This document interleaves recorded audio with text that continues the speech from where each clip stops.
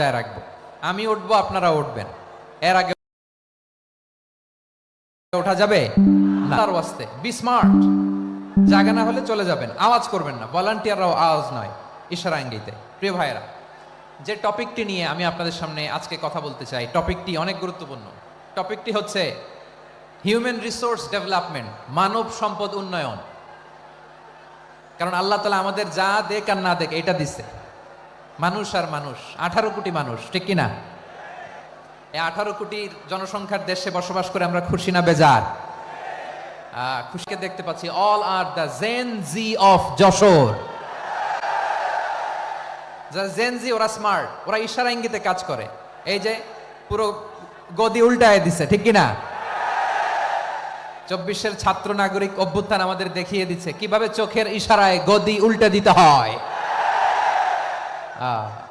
তাই জেনজিদের নিয়ে বসেছে। ওরা তো স্মার্ট, ওরা ডিস্টার্ব করবে না। মেহেরবানি করে আমার সাথে কানেক্ট করো, 1 to 1, brain to brain, eye to eye, eye contact করো আমার সাথে। তাকাও, কষ্ট হলো আমার দিকে তাকাও, আওয়াজ করা যাবে না, আমার দিকে তাকাও।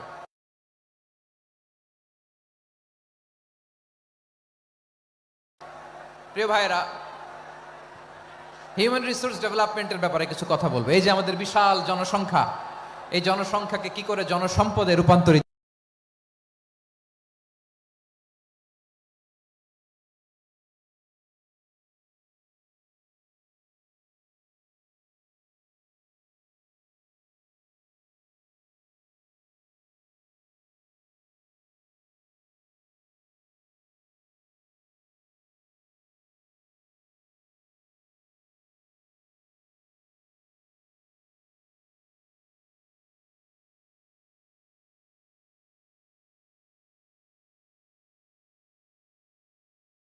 করা যায়, এ ব্যাপারে কথা বলি। সূরাতু বনী ইসরাইলের 70 নম্বর আয়াত তেলাওয়াত করেছি। এই আয়াতের আলোকে কিছু কথা আমি আপনাদের সামনে বলবো। আল্লাহ তাআলা ইরশাদ করছেন, ওয়ালাকাদ কাররামনা বনী আদম ওয়া হামালনাহুম ফিল বাররি ওয়াল বাহরি ওয়া রাযাকনাহুম মিনাত তাইয়্যিবাত ওয়া ফাদ্দাকাদ কাররামনা বনী আদম। আমি বনী আদমকে সম্মানিত করেছি, বনী আদমকে মর্যাদা দিয়েছি। ওয়া হামালনাহুম ফিল বাররি ওয়াল বাহর, বনী আদমকে জলে স্থলে, স্থলে এবং সমুদ্রে চলাচলের বাহন দিয়েছি। ওয়া রাযাকনাহুম মিনাত তাইয়্যিবাত,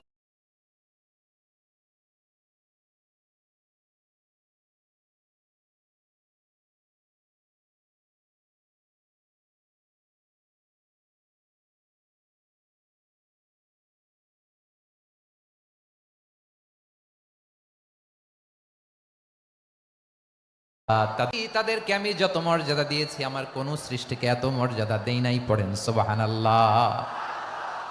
I have dignified the status of the sons of Adam. আদমের সব সন্তানের মর্যাদা আমি বাড়িয়েছি। আল্লাহ এখানে বলেননি ওয়ালাকাদ কাররামনাল মুমিনিন, আমি মুমিনের মর্যাদা বাড়িয়েছি, বলেছেন? আল্লাহ এখানে বলেন নাই ওয়ালাকাদ কাররামনাল মুসলিমিন, আমি মুসলিমের মর্যাদা বাড়িয়েছি। আল্লাহ বলেছেন ওয়ালাকাদ কাররামনা বনী আদম, আমি বনী আদমের সম্মান বাড়িয়েছি। হোক সে মুমিন কিংবা কাফের, মুসলিম কিংবা মুশরিক, আস্তিক কিংবা নাস্তিক, আরব কিংবা অনারব, যেই হোক না কেন আদম সন্তান সবগুলার মর্যাদা বাড়ায় দিয়েছে কে? সবার মর্যাদা আল্লাহ বাড়িয়েছে। মানুষ হিসেবে মর্যাদা। বিশ্বনবী সাল্লাল্লাহু আলাইহি ওয়াসাল্লাম ইহুদির লাশ দেখে দাঁড়িয়ে গেলেন। কার লাশ? আমার যশোরের ভাইয়েরা আওয়াজ করে বলুন, কার লাশ? ইহুদির লাশ দেখে দাঁড়ায় গেলেন। সাহাবারা বললেন, ইয়া রাসূলুল্লাহ, আপনি দাঁড়ালেন যে, এটা তো ইহুদির লাশ। বিশ্বনবী বললেন, আওয়ালাইসাত নাফসান, এটা কি মানুষ নয়? এটা হোক ইহুদি হোক খ্রিস্টান, এটা তো মানুষ। আমি মানুষ দেখে দাঁড়িয়েছি। আই স্যালিউট দ্য হিউম্যানিটি, আমি মানবতাকে সম্মান করেছি। পড়েন সুবহানাল্লাহ। তাহলে এই জমিনে মানুষের মর্যাদা বেশি। হোক আস্তিক, হোক নাস্তিক, হোক মুমিন কিংবা কাফের, আদমের সন্তান হলে, মানুষ হলেই তার মর্যাদা বাড়িয়েছে কে? আমার কলিজার টুকরা যশোরের ভাইয়েরা, মানুষের মর্যাদা আল্লাহ এত বাড়িয়েছেন। মানুষ জীবিত থাকলেও যেমনি মর্যাদাবান, মরে গেলেও মর্যাদাবান। সুবহানাল্লাহ পড়েন। মানুষ মরে গেলে এই ডেড বডিটা কি হয়? পচে যায়, গলে যায়, মাটির সাথে মিশে যায়। তাই বলে আপনি ডেড বডির সাথে যাচ্ছে তাই করতে পারবেন না। পারবেন? কেউ যদি অন্যায় করে তাকে যদি আপনি শাস্তির আওতায় আনেন, যা মনে চায় করতে পারবেন না, তারা আগুন দিয়ে পোড়াতে পারবেন না, নাক কাটতে পারবেন না, কান কাটতে পারবেন না, অঙ্গ বিকৃতি করতে পারবেন না। কারণ মানব জাতির মর্যাদা স্বয়ং দিয়েছে কে? ডেড বডি পচে যাবে, গলে যাবে। তারপর ইসলাম বলে না, খবরদার, এই মরা লাশটারও একটা মর্যাদা আছে না নাই? ইসলাম বলে এই লাশটা গলে যাবে, পচে যাবে, কিন্তু এটার অমর্যাদা করো না। কর্পূর দিয়ে, খেজুর পাতা দিয়ে এটাকে ওয়ার্ম ওয়াটার দিয়ে, গরম পানি দিয়ে ধৌত করো, সাদা শুভ্র ধবধবে কাপড় দিয়ে লাশটাকে তুমি কাভার করো, তারপরে খাটিয়ার মধ্যে লাশটাকে রেখে বিশাল একটা প্রোগ্রাম করো, একটা ফিউনারাল প্রোগ্রাম করো। ওই প্রোগ্রামের ডানে বায়ে পেছনে লাশটারে রাখলে হবে না, প্রোগ্রামের একেবারে সামনটাতে তুমি লাশটাকে রাখো। সুবহানাল্লাহ। একটা ফিউনারাল প্রোগ্রাম করতে হবে, তাকে শেষ বিদায় জানাতে হবে, যেটাকে আমরা জানাজা বলি। কি বলি?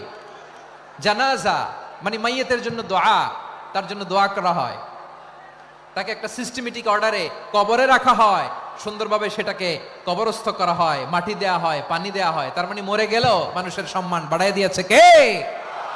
এজন্য আল্লাহ বললেন ওয়ালাকাদ কাররামনা বানি আদম, বনি আদমের সম্মান মর্যাদা আমি আল্লাহ বাড়িয়ে দিয়েছি, মানুষের সম্মানে তুমি কখনো আঘাত করো না। ঠিক কি না? তাহলে ভাই, প্রথম মেসেজ হচ্ছে, the first and foremost message tonight to the people of Jasor, আল্লাহ বলেন, I have dignified the status of son of Adam, আমি বনি আদম সবার মর্যাদা বাড়িয়ে দিয়েছি। হোক আস্তিক নাস্তিক, হোক কাফের কিংবা মুশরিক, তার মর্যাদা বাড়াই দিছে কে? যখন বন্যা হয় আমরা ত্রাণ নিয়ে যাই, আমরা শুধু মুসলমানদেরকে ত্রাণ দেই নাকি? হ্যাঁ, আমরা মুসলমানকেও দেই, অমুসলমানকেও দেই, হিন্দুকেও দেই, বৌদ্ধকেও দেই। যেখানেই মানবতা বিপন্ন সেখানে ইসলামের হেল্পিং হ্যান্ড আছে না নাই? সুবহানাল্লাহ। কি দিন আমরা পেয়েছি, কি বিধান আমরা পেয়েছি। ওয়ালাকাদ কাররামনা বানি আদম, আমি বনি আদমকে সম্মানিত করেছি। এরপর আল্লাহ বললেন ওয়া হামালনাহুম ফিল বাররি ওয়াল বাহর, মানুষকে স্থলে এবং সমুদ্রে চলাচলের বাহন আমি দিয়েছি। স্থলে কিভাবে চলবে, জলে কিভাবে চলবে, এই বাহনের ব্যবস্থা করেছে কে? এই জেনজি, এই সামড়া, ইরাম করতেছো কিসের জন্য? হ্যাঁ, ইরাম করলে চলবি? হ্যাঁ, বস বস বস বস। আওয়াজ করতেছো কেন? দিবা না, কথা বলতে দিবা না আমাকে? তো এইটা বুঝি তোমাদের ভালোবাসার নমুনা? তোমাদের ভালোবাসার কারণে যদি আমি কোথাও দাঁড়াতেই না পারি, কোথাও বসতে না পারি, কোথাও দুটা কথা বলতে না পারি, এই ভালোবাসা দিয়ে কি হবে আমার? বরং ঘামতে ঘামতে ঘর্মাক্ত হব, রক্তাক্ত হব।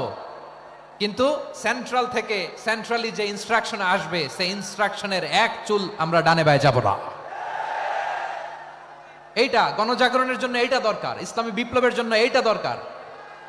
তো আধা ঘন্টা ধরে যদি তোমাদেরকে থামানোই না যায়, এই লস্কর দিয়ে আমি কি করব? আল্লাহর ওয়াস্তে নো নো নো স্লোগান, চুপচাপ একেবারে আমার দিকে তাকাও।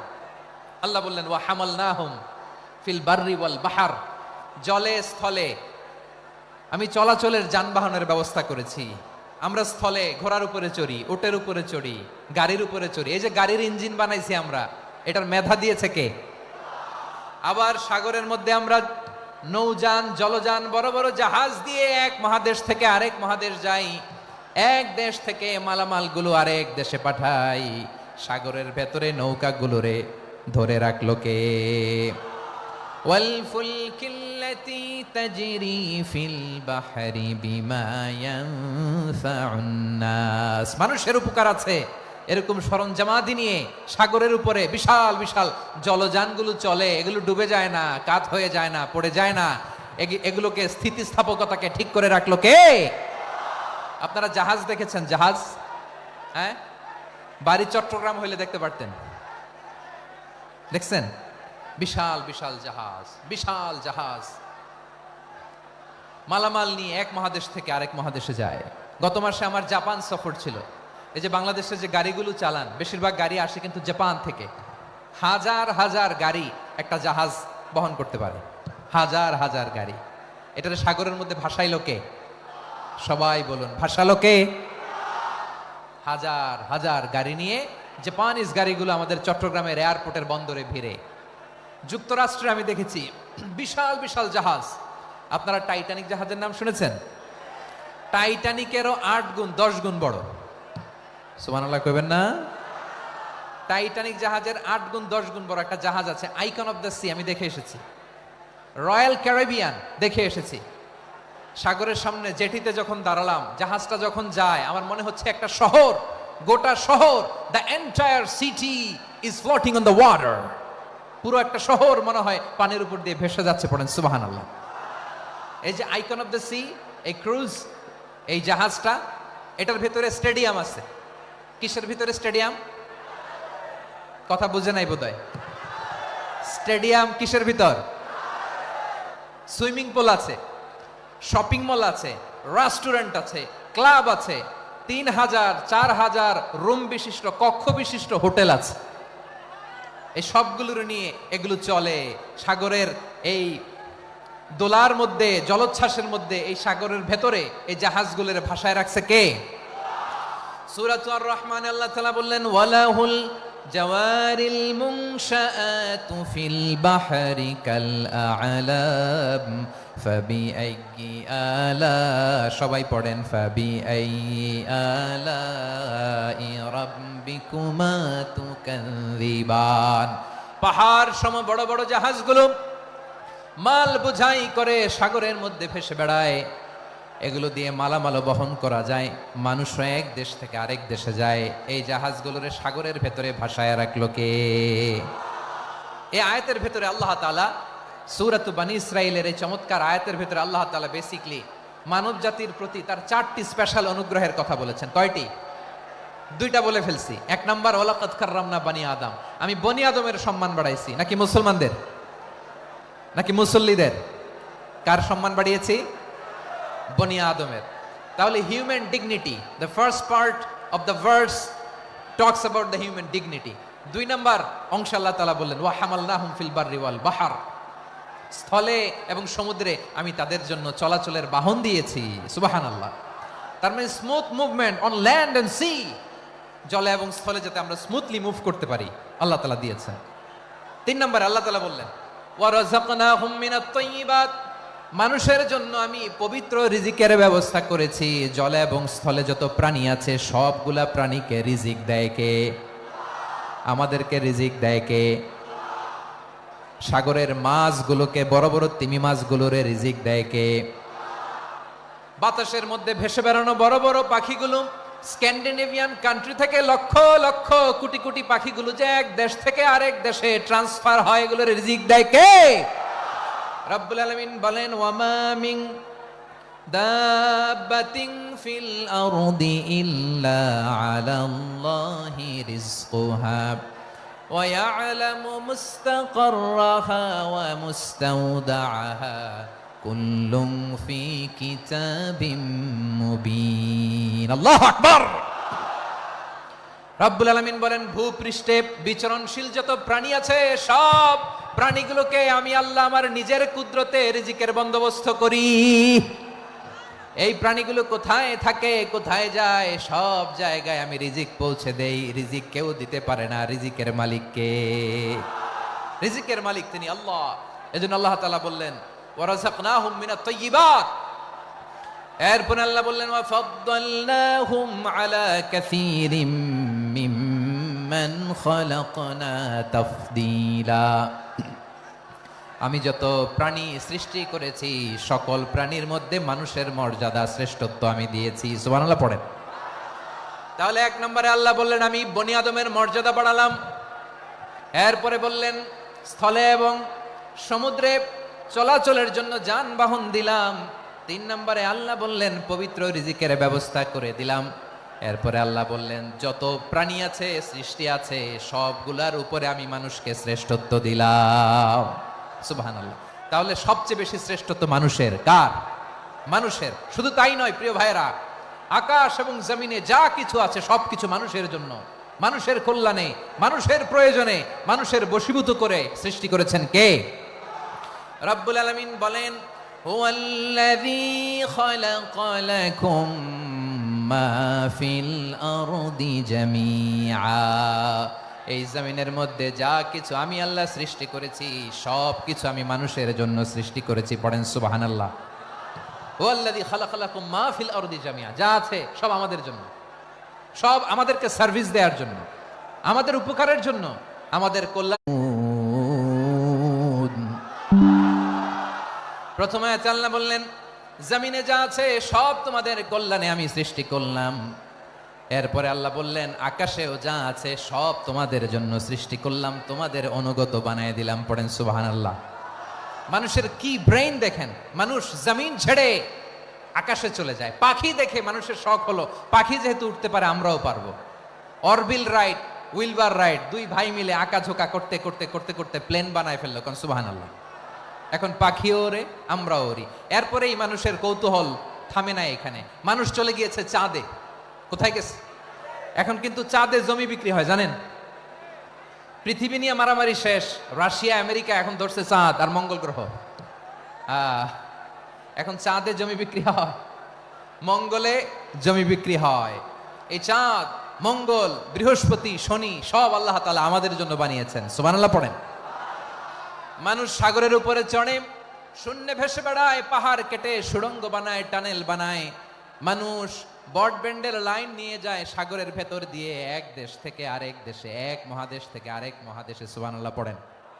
তার মানে গোটা বিশ্বের সবকিছুর উপরে control, superiority over all creatures, সবকিছুর উপর কন্ট্রোল, মনিটরিং, নিয়ন্ত্রণ, এটা প্রতিষ্ঠা করে দিয়েছে কে? এজন্যই মানুষের শ্রেষ্ঠত্ব। ওয়ালাকাদ কাররামনা বানি আদম, আমি বনি আদমের সম্মান বাড়িয়েছি, মর্যাদা আমি বাড়িয়ে দিয়েছি এই কারণে, কারণ মানুষ সবকিছুর উপর নিয়ন্ত্রণ নিতে পারে। মানুষকে নিয়ে এই কোরআনের সব আলোচনা, মানুষকে নিয়ে এই কোরআনের সব। তাই কোরআনের কেন্দ্রীয় আলোচ্য বিষয় হচ্ছে মানুষ। কোরআনের কেন্দ্রীয় আলোচ্য বিষয় কি? যশোরের ভাইয়েরা বুঝে থাকলে সবাই বলবেন কোরআনের কেন্দ্রীয় আলোচ্য বিষয় কি? এই যে আমি মূল আলোচনায় যাচ্ছি এখন। কেন মানুষ কোরআনের কেন্দ্রীয় আলোচ্য বিষয়? এই যে ভাইয়েরা, এই যে হাত জোর করে, এই যে Jessore Gen Z, the smart people of Jessore, হাত জোর করে বলতেছে, হাত জোর করে তোদের কাছে আল্লাহর দোহাই লাগে, স্টপ স্টপ। শুরুতে একবার বলেছে জায়গা না হলে আস্তে আস্তে ধাক্কা দিবা, সামনে না পিছনে, দিয়ে দিয়ে বেরোয় চলে যাও।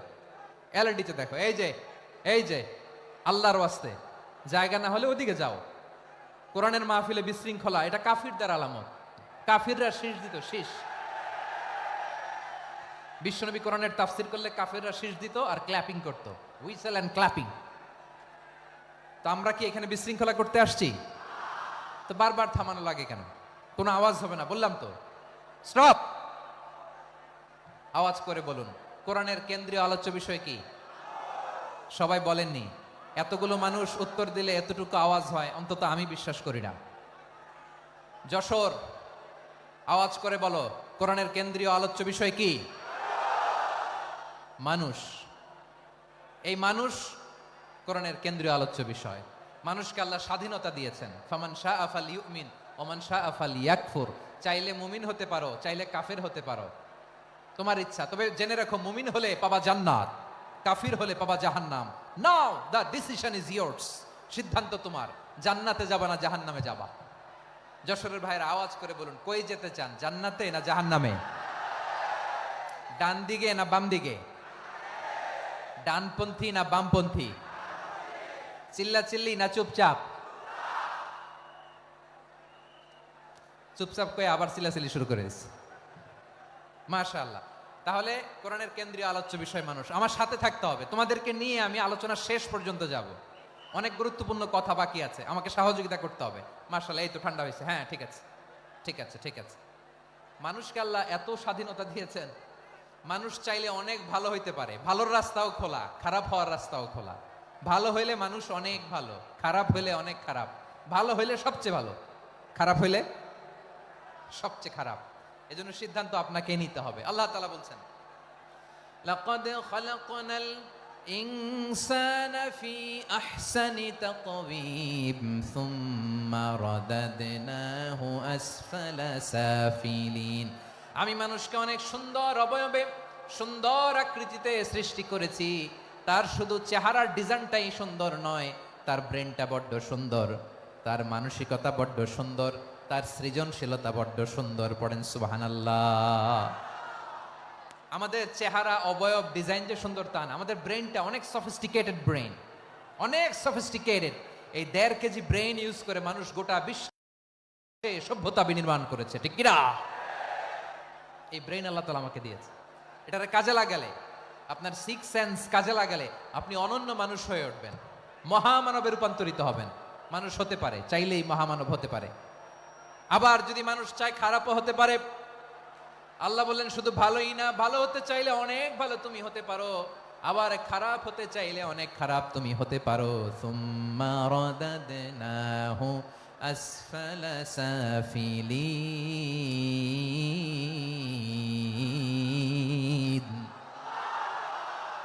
খারাপ হলে একেবারে খারাপ হতে পারো, নিকৃষ্ট হলে একেবারে নিকৃষ্ট হতে পারো, ভালো হলেও ভালো হতে পারো। কোন সুবহানাল্লাহ।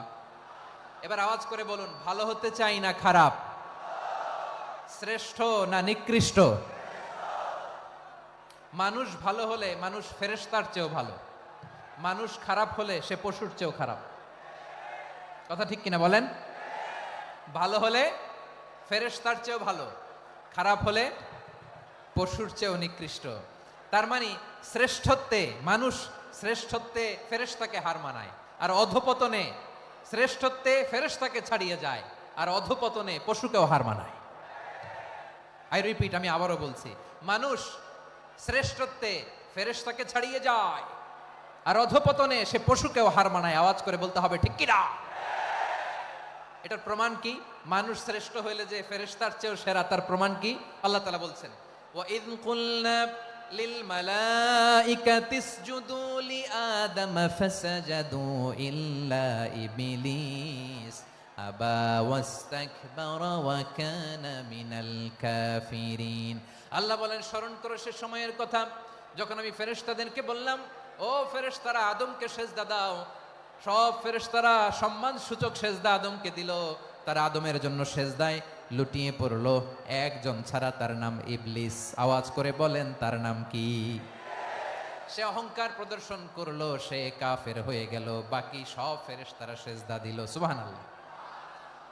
আবার আদম আলাইহিস সালামকে আল্লাহ জিজ্ঞেস করলেন, সব বলে দিল উত্তর, কিন্তু ফেরেশতাদেরকে একই প্রশ্ন জিজ্ঞেস করলেন, তারা উত্তর করতে পারে নাই। তার মানে এর মধ্য দিয়ে প্রমাণিত হয়, মানুষ ভালো হলে ফেরেশতার চেয়েও ভালো, ফেরেশতার চেয়েও মানুষের মর্যাদা বাড়িয়ে দিয়েছে কে?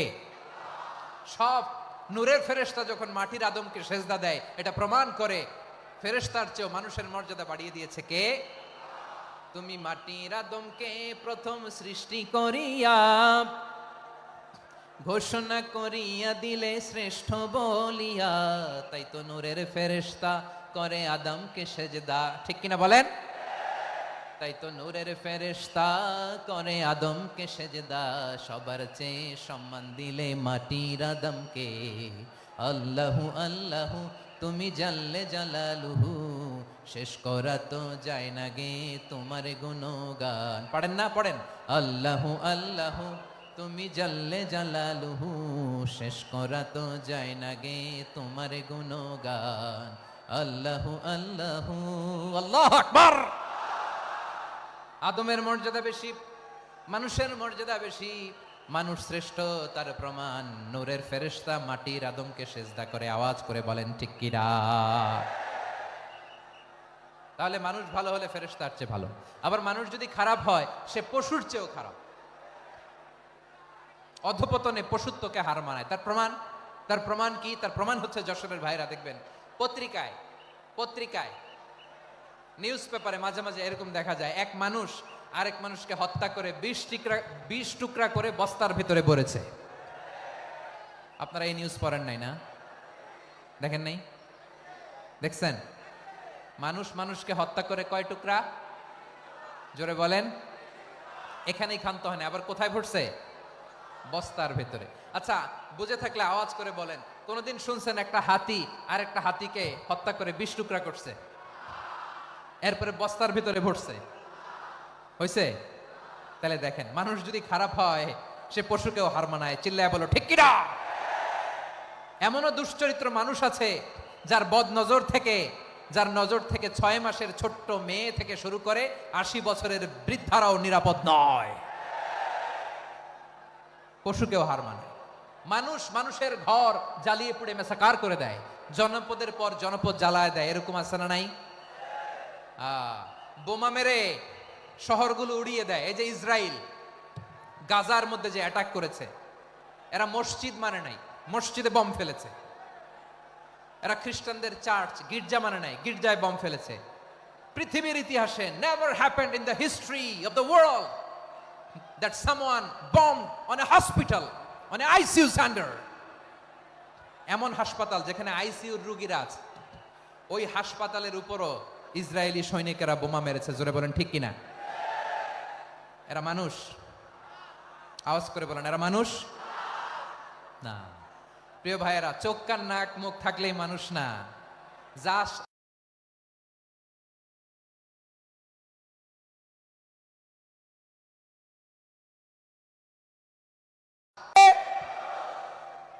এই দুনিয়া এখন তো আর সেই দুনিয়া নাই, মানুষ নামের মানুষ আছে দুনিয়া বোঝাই,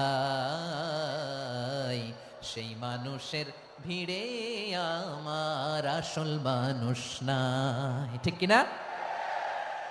আসল মানুষের বড্ড অভাব, আসল মানুষের বড্ড অভাব। আমার ভাইয়েরা, মানুষ খারাপ হলে পশুকেও হার মানায়। আচ্ছা, আওয়াজ করে বলেন, এই যশোরের ছেলেরা দিক তাকাও, আওয়াজ করে বলো, যে ইসরায়েলি সোলজাররা উপর থেকে বোমা মারলো, তারাও মানুষ? তারাও কি? ওরাও রক্তে মাংসে মানুষ, ওদেরও পরিবার আছে। বোমা মেরে যেই মেয়েটাকে তারা অনাথ বানায়, ইয়াতিম বানায়, ও কিন্তু বাসায় ওর মেয়েটাকে রেখে আসছে। ঠিক কিনা বলেন? বম্বিং করে যে বাবাকে মেরে, স্বামীকে মেরে স্ত্রীকে বিধবা বানায়, তারও ঘরে স্ত্রী আছে। উপর থেকে বোম মেরে মানুষ মেরে দিচ্ছে, তারাও মানুষ। 1945 সালের 6ই আগস্ট আমেরিকান সোলজাররা হিরোশিমায় বোম মেরেছে। আমি নিজে দেখে এসেছি জাপানের হিরোশিমাতে। সকাল 8:15 মানুষ কেউ অফিসে যাচ্ছিল, কেউ খেতে খামারে কাজ করতে যাচ্ছিল, লিটল বয় নামে একটা বোম মেরেছে তারা। এই বোমের আঘাতে, পারমাণবিক এই বোমার রেডিয়েশনে আঘাতে, বোম ব্লাস্ট হওয়ার পরে মুহূর্তের মধ্যে 1,40,000 নাই। উপর থেকে যারা মারতেছে এরাও মানুষ, যাদেরকে মারলো তারাও। তার মানে মানুষে মানুষে পার্থক্য আছে না? নেই? মানুষে মানুষে পার্থক্য আছে। নাক কান চোখ মুখ থাকলেই মানুষ নয়। বাড়ছে জনসংখ্যা, কমছে মানুষ। চিল্লায় বলো ঠিক কিনা? তাহলে আমরা বুঝলাম, মানুষ ভালো হলে অনেক ভালো, খারাপ হলে অনেক খারাপ। ও আমার কলিজার টুকরা যশোরের ভাইয়েরা, আসুন না 3 দিন ব্যাপী এই তাফসিরুল কোরআনের ঐতিহাসিক প্রোগ্রাম থেকে আমরা সিদ্ধান্ত নেই, আমরা ভালো মানুষ হব নাকি খারাপ মানুষ হব? কলিজা থেকে, প্রাণ থেকে আওয়াজ করে সবাই বলুন, ভালো মানুষ নাকি খারাপ মানুষ? ভালো মানুষ হইতে হবে। ভালো মানুষ যারা জগৎটাকে এনলাইটেন করবে, যারা এনলাইটেন করবে, যারা সত্যের বীর সেনানী হয়ে দাঁড়াবে, যারা সত্যের পক্ষে কথা বলবে, যারা জালিমের মসনদকে ভেঙে খান খান করে দেবে। এরকম হওয়ার দরকার আছে না নাই? এরকম ভালো মানুষ আমরা হতে চাই কি চাই না? মানুষকে যত্ন নিলে মানুষ যে কত ভালো হয় আপনি কল্পনাও করতে পারবেন না। এই যে আপনাদের যশোরে যে ভালো ছেলেগুলো আছে, যে ভালো তরুণগুলো আছে, যে যুবকগুলো আছে, যে ভালো আলেমরা আছে, ভালো নেতারা আছে, সবাই যদি তাদের মতো হতো, পুরো যশোরটা একটা জান্নাতের টুকরা হয়ে যেত। আওয়াজ করে বলেন ঠিক কিনা? মানুষকে নার্চারিং করলে, মানুষকে পলিশ করলে, মানুষকে গ্রুমিং করলে, মানুষকে সঠিক তারবিয়া দিলে মানুষ অনন্য হয়ে ওঠে। প্রতিটি মানুষ অনন্য। আমি অনন্য, আপনি অনন্য, আমরা সবাই অনন্য। সুবহানাল্লাহ বলেন। মানুষকে আল্লাহ তাআলা দিয়েছেন অসীম ক্ষমতা, অসীম ক্ষমতা। সুবহানাল্লাহ। একটা মানুষ পারে না এমন কিছু নাই, একটা মানুষ পারে না এমন কিছু নাই। বিশ্বাস করতে হবে, মানুষ যা কল্পনা করতে পারে ওইটা মানুষ করে দেখাতে পারে। যশোরের ভাইয়ের, আই রিপিট, আমি আবারও বলছি, এই চিল্লাচিল্লি করলে আমার এই গুরুত্বপূর্ণ কথা তোমরা মিস করবা, মিস করবা। কপাল পোড়া হয়েও না, আওয়াজ করে কপাল পোড়া হবে না। আমার দিকে তাকাও। মানুষ, মানুষ যা কল্পনা করতে পারে সেটা মানুষ করে দেখাতে পারে। তুমি তোমার কল্পনার রাজ্যকে সাজাও, তোমাকে হারাতে পারে এমন কোন শক্তি আল্লাহর জমিনে নাই। তোমার কি শক্তি, কি সম্ভাবনা তুমি জানোই না মিয়া। তুমি এদিকে তাকাও কেন? তোমার রাস্তা তো ওই দূরে। তুমি কোথায় যাবে, আল্লাহ তোমার টেনে কোথায় নিয়ে যাবে তুমি কিছুই জানো না। প্ল্যান বিগ, ড্রিম বিগ, কল্পনার শক্তিকে বড় করো। মানুষ যা কল্পনা করতে পারে মানুষ তা করে দেখাতে পারে। মানুষের কাছে অসাধ্য কিছু নাই, মৃত্যু ছাড়া, অ্যাকসেপ্ট ডেথ, মৃত্যু ছাড়া মানুষ সবকিছুকে জয় করতে পারে। মৃত্যু ছাড়া যে কোনো অসাধ্যকে সাধন করার ক্ষমতা মানুষকে দিয়ে দিয়েছে কে? হারার জন্য তোমার জন্মই হয় নাই, তোমার জন্ম হয়েছে জিতার জন্য, বিজয়ের জন্য তোমার জন্ম। মানুষের শুরুটাই হয় বিজয় দিয়ে। যশোর, আওয়াজ করে বলো, মানুষের শুরু হয় কি দিয়ে? আমরা যখন আমার পিতার পৃষ্ঠদেশে ছিলাম, পিতার পৃষ্ঠদেশ থেকে শুক্রাণু যখন মায়ের গর্ভদেশে যেয়ে পড়ে, কতটা শুক্রাণু ভ্রমণ শুরু করে জানো? 20 কোটি শুক্রাণু। একবার সিমেন আউট হলে সেখানে 20 কোটি শুক্রাণু থাকে, ভ্রমণ শুরু করে। ওই 20 কোটি শুক্রাণুর মধ্যে থেকে তুমি আমি আজকে এক বিকশিত শুক্রাণু মানব রূপে পৃথিবীতে এসেছি। সুবহানাল্লাহ। ওই 20 কোটি শুক্রাণুর প্রতিযোগিতায় সবাইরে পেছনে ফেলে সেদিন আমি সফল হয়েছিলাম, সেদিন আমি বিজয়ী হয়েছিলাম। সেদিন আমি এত ছোট ছিলাম, মাইক্রোস্কোপ দিয়েও আমার অস্তিত্ব পাওয়া যায় না। আমি এত তুচ্ছ ছিলাম, নগণ্য ছিলাম, আমার কান ছিল না, আমার চোখ ছিল না, আমার হাত ছিল না, আমার জন্য রিকমেন্ডেশন করার মতো মামু ছিল না, খালা ছিল না, কেউ ছিল না। তারপরেও ওই প্রতিযোগিতায়, ওই কম্পিটিশনে যখন আমারে কেউ হারাতে পারে নাই, আল্লাহর জমিনেও আমারে কেউ হারাতে পারে না। হারার জন্য তোমার জন্মই হয় নাই, তুমি আসছই জিতার জন্য। সুবহানাল্লাহ। বিশ্বনবী বলেন, আন্নাসু মাআদিন কামাআদিনি যাহাবি ওয়াল ফিদ্দা খিয়ারুহুম ফিল জাহিলিয়াতি খিয়ারুহুম ফিল ইসলাম। Peoples are like mines of gold and silver. সোনার খনি, রূপার খনি, এর চেয়েও বড় খনি হচ্ছে এই মানব সম্পদের খনি। আওয়াজ করে বলেন আল্লাহু আকবার। আল্লাহ তাআলা এই সম্পদ আমাদেরকে দিয়েছে। বিশ্বনবী বলেন, মানুষ হচ্ছে খনির মতো। খিয়ারুহুম ফিল জাহিলিয়াতি খিয়ারুহুম ফিল ইসলাম। জাহিলি যুগে যারা সেরা, ইসলামেও তারা সেরা। ইদা ফাকুহু, যদি তারা বুঝবান হয় তাহলে তাদেরকে সেরা বানায় দিবে কে? তাহলে মানুষের চেয়ে সেরা কেউ হতে পারে? মানুষের চেয়ে অনন্য কেউ হতে পারে? মানুষকে কেউ হারাতে পারে? আওয়াজ করে বলো, তোমাকে কেউ হারাতে পারবে? এই সাহস জাগছে আজকের আলোচনা থেকে। আমি তুমি অনন্য, আমাকে তোমাকে হারায় দেওয়া এত সহজ না, ঠিক কিনা? একটা কথা জীবনের সাথে সেট করে নিতে হবে, আমি জিতি নয় শিখি, আমি কখনো হারি না। জীবনের সাথে সেট করে নাও, জেনজি অফ জেসর, আমি কখনো হারি না, আমি হয় জিতি নয় শিখি। চিল্লায় বলো ঠিক কিনা? আমি কখনো হারি না, আমার হারানো এত সোজা না। কি সাহস জাগছে? বুকে সাহস জাগছে? তাকবীর পড়ো, লিল্লাহে তাকবীর। তাহলে বিশ্বনবী বললেন, নাসু মাআদিন, মানুষ হচ্ছে খনি। এই ধাক্কা ধাক্কি, আমি জানি এগুলো ভালোবাসার ধাক্কা ধাক্কি, এজন্য আমি সহ্য করে নেই। এগুলো যে ভালোবাসার ধাক্কা ধাক্কি, এটা আমরা বুঝি। পৃথিবীর কোন আইন, সিকিউরিটি প্রটোকল দিয়ে এটারে মানানো যাবে না, কারণ এটা তো ভালোবাসা, লাভ। লাভ কোনো আইন কানুন দিয়ে বাধা যায় না, মানানো যায় না, ঠিক কিনা বলো?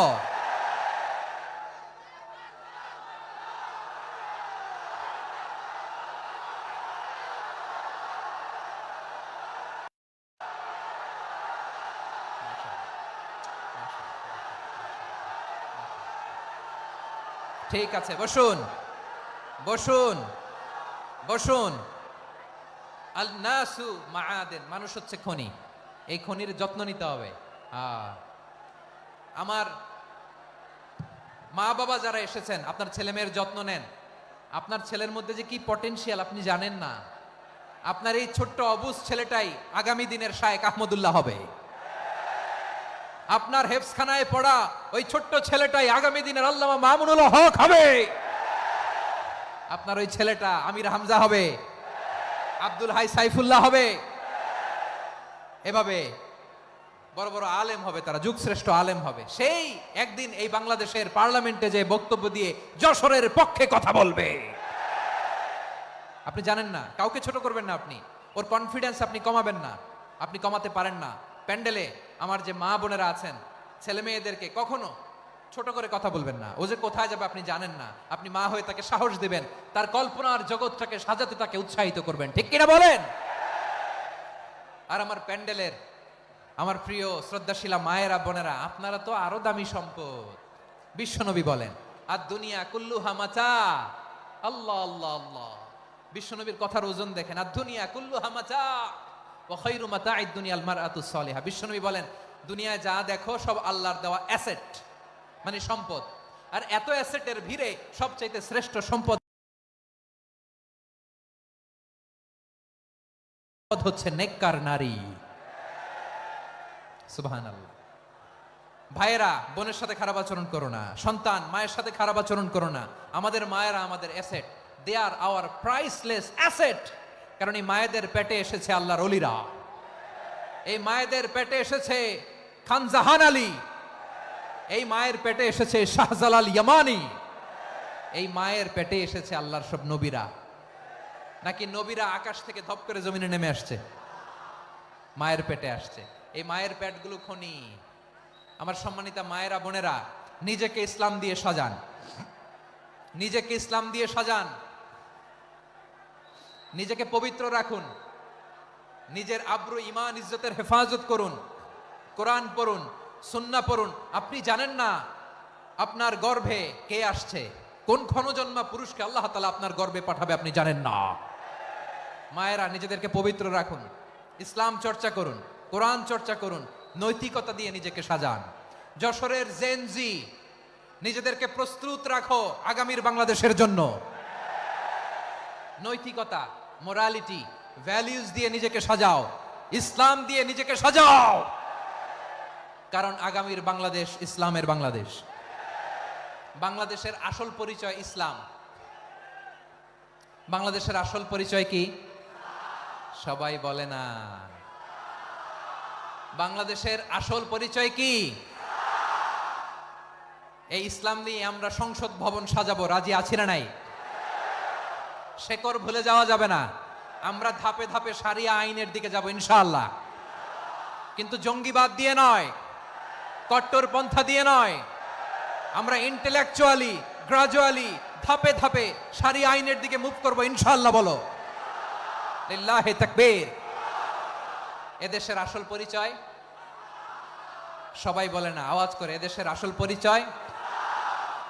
এদেশে আজান শুনে সূর্য ওঠে শহর গ্রামে, এদেশে আজান শুনে সূর্য ডোবে সন্ধ্যা নামে, এদেশে সকল কাজে সবাই বলে বিসমিল্লাহ, এদেশে ভালো কিছু দেখে শুনে হাসি মুখে সবাই বলে মাশা আল্লাহ।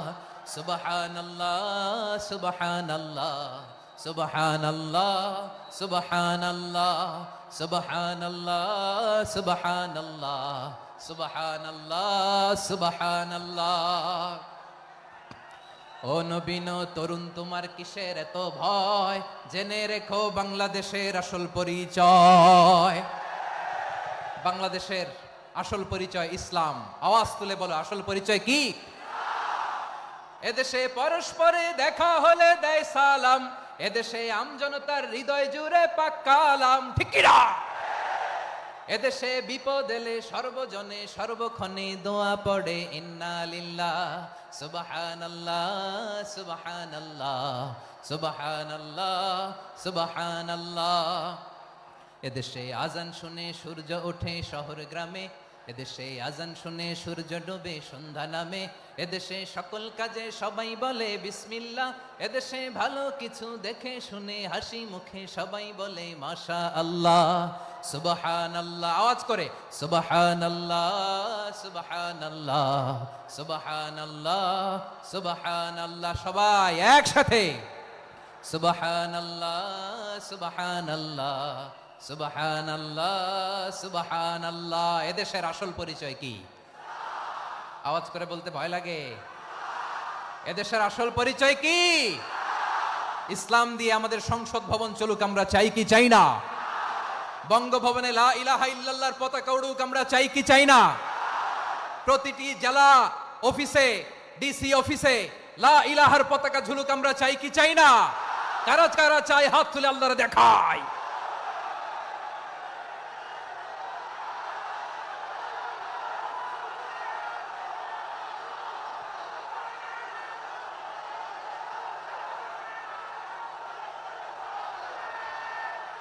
মাশাআল্লাহ মাশাআল্লাহ মাশাআল্লাহ মাশাআল্লাহ। যশোর আওয়াজ করে বলো, ভালো মানুষ না খারাপ মানুষ? বুঝে বলছে তো? মানুষ ভালো হলে যে কত ভালো।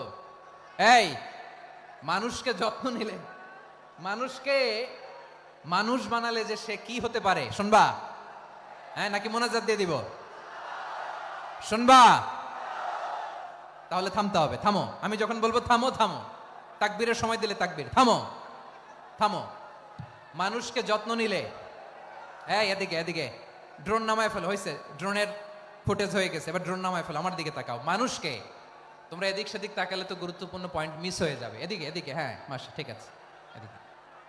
মানুষকে যত্ন নিলে মানুষের মধ্যে যারা কি পটেনশিয়াল রেখেছে, আমি জাপানের দুইটা উদাহরণ দেই। জাপানের,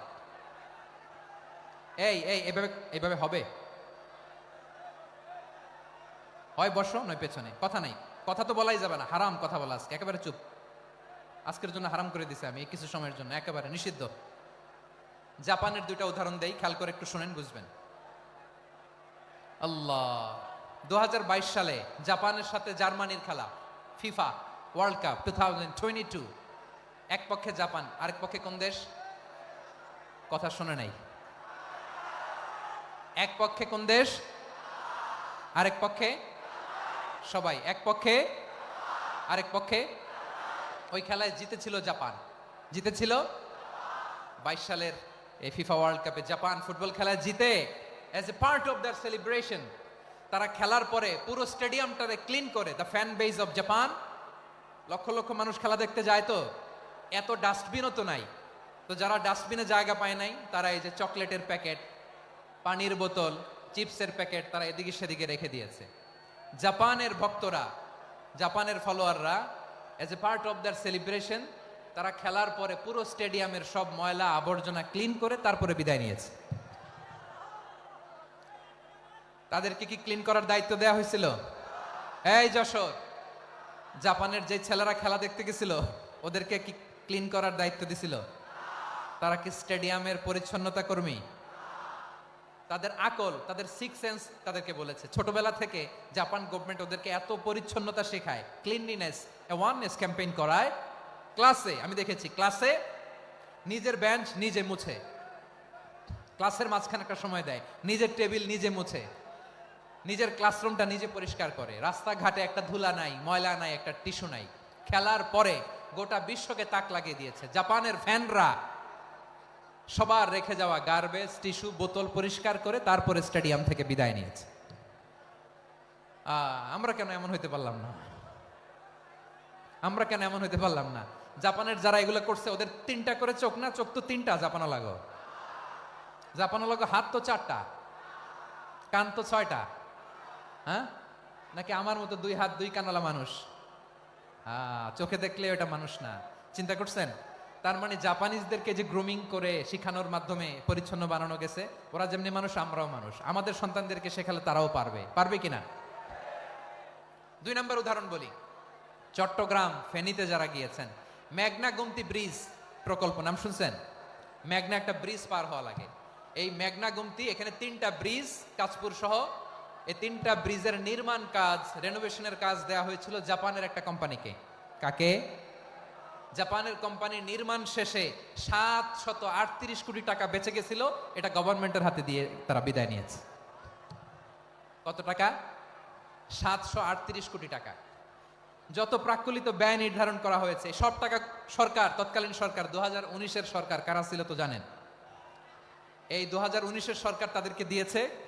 তারা রিনোভেশন নির্মাণ শেষে 738 কোটি টাকা অতিরিক্ত বেঁচে গেছিল, এটা আবার গভর্নমেন্টের হাতে বুঝাই দিয়ে তারা বিদায় নিচ্ছে। আমরা কেন এমন হইতে পারলাম না?